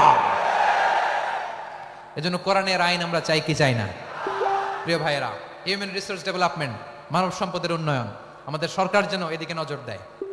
আমরা যেন এই ব্যাপারে যত্নবান হয়ে উঠি। যাকে আল্লাহ যে যোগ্যতা দিয়েছে, এই যোগ্যতা দিয়ে আমরা যেন ইসলামের জন্য, দেশের জন্য কাজ করি। আমরা যেন আমাদের স্কিল ডেভেলপ করি, আমাদের পটেনশিয়ালকে ডেভেলপ করি। মোরালিটি, ভ্যালিউজ নিয়ে শায়েখ আহমদুল্লাহ আলোচনা করেছেন, এগুলো দিয়ে যেন আমরা আমাদেরকে সাজাই।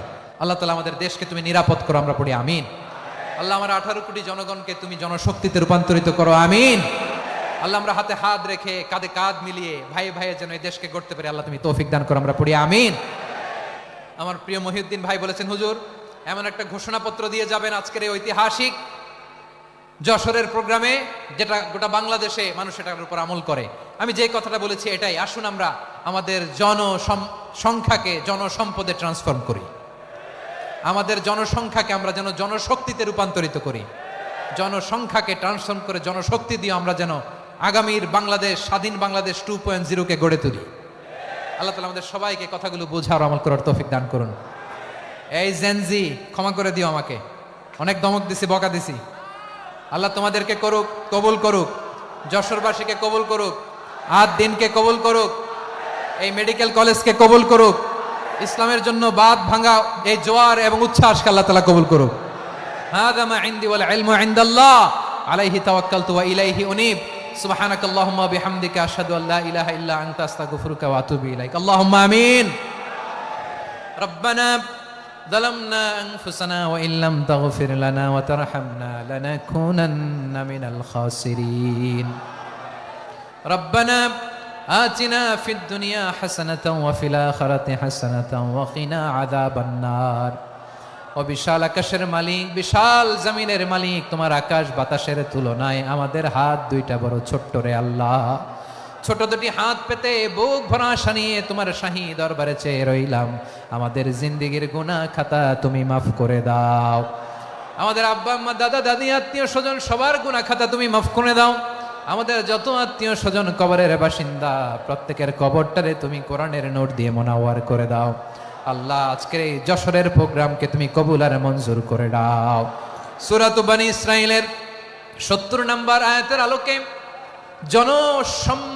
সংখ্যাকে কিভাবে জনশক্তি, জনসম্পদে রূপান্তরিত করা যায়, সিরাতের লেন্সে, সিরাত থেকে আমরা শুনলাম, যা কিছু শুনলাম আমল করার তৌফিক দাও রব্বুল আলামিন। আমার বাংলাদেশকে সোনার বাংলাদেশ হিসেবে কবুল করে নাও।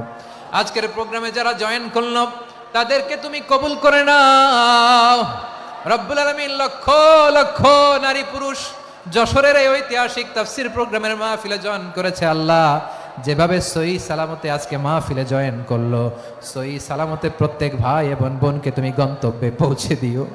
আল্লাহ, কত বড় বড় আল্লাহর ওলিরা এখানে এসেছে, মাদ্রাসার হুজুররা এসেছে, পর্দার আড়ালে কত বড় নেককার নারীরা এসেছে। আল্লাহ, যার হাতকে তোমার পছন্দ হয়, যার ইবাদতকে পছন্দ হয়, তার ইবাদতের ওসিলায় আজকের দোয়াটা তুমি কবুল আর মঞ্জুর করে দাও।